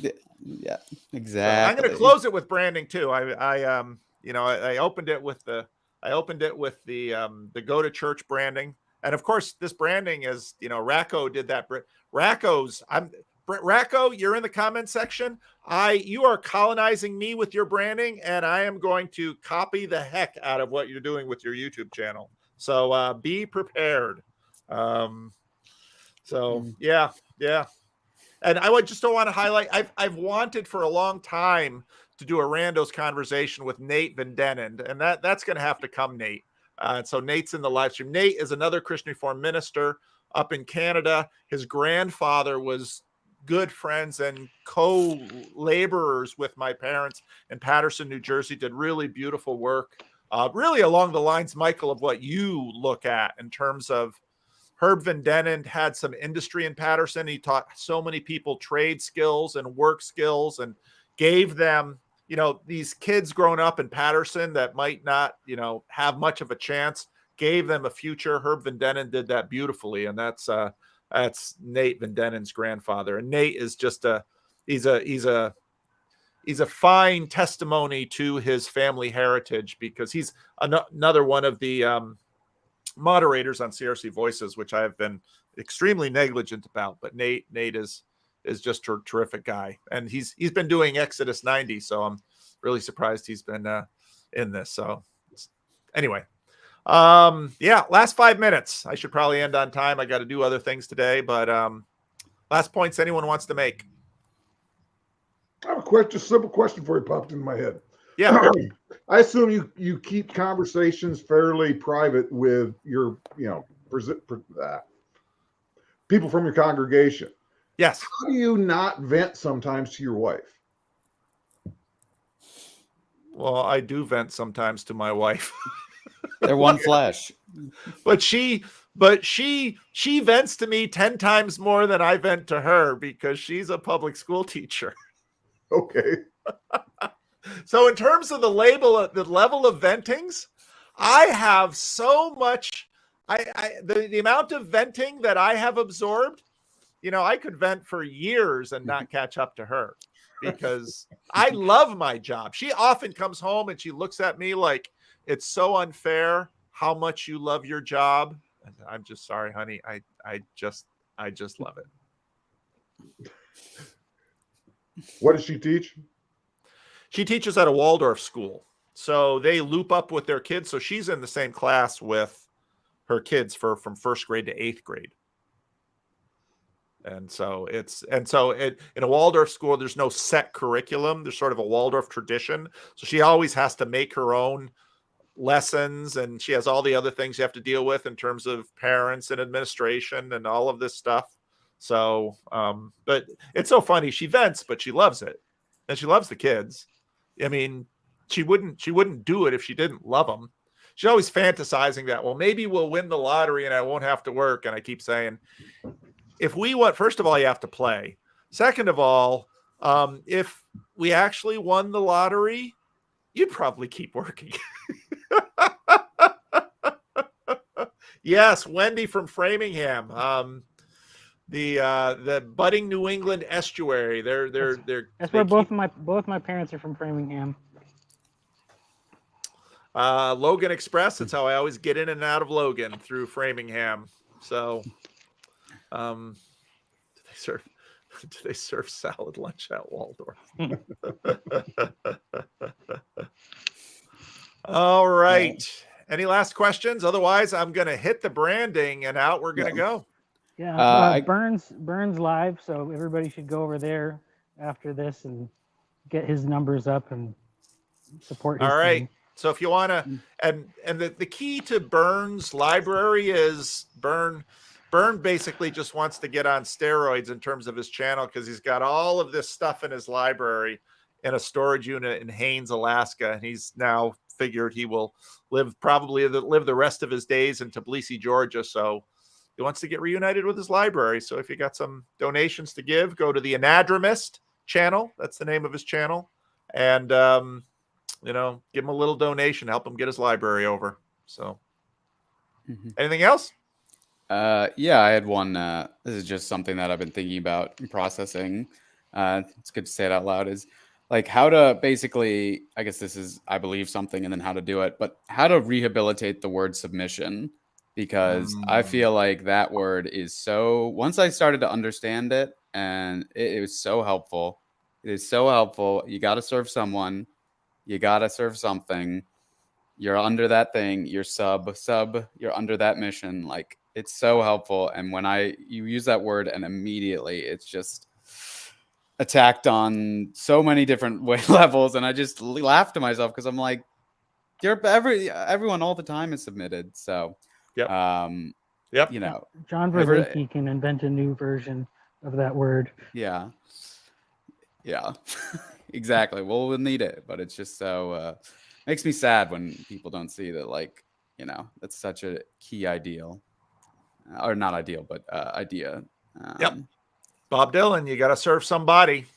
It's just true. So I dropped Burns. I dropped the link to Burns channel there in the show links. That's where. And right now, it's so funny because Burn used to spend time doing PBS telethon fundraisers. So when Burn does his fundraiser, it's just like a PBS telethon, except instead of like the kind of things that PBS does, like the music, Burn gets this music from Tbilisi, Georgia, and plays it on his channel. So it's really hilarious to watch. So there's the link. I just put it in the comments. And all right, so I am going to figure out. I'm just trying to learn how to do these things. So here comes the. I sent this to Freddie, and he hit the moon. So here it comes. Fast Freddie G knows it all. That's my old name, G.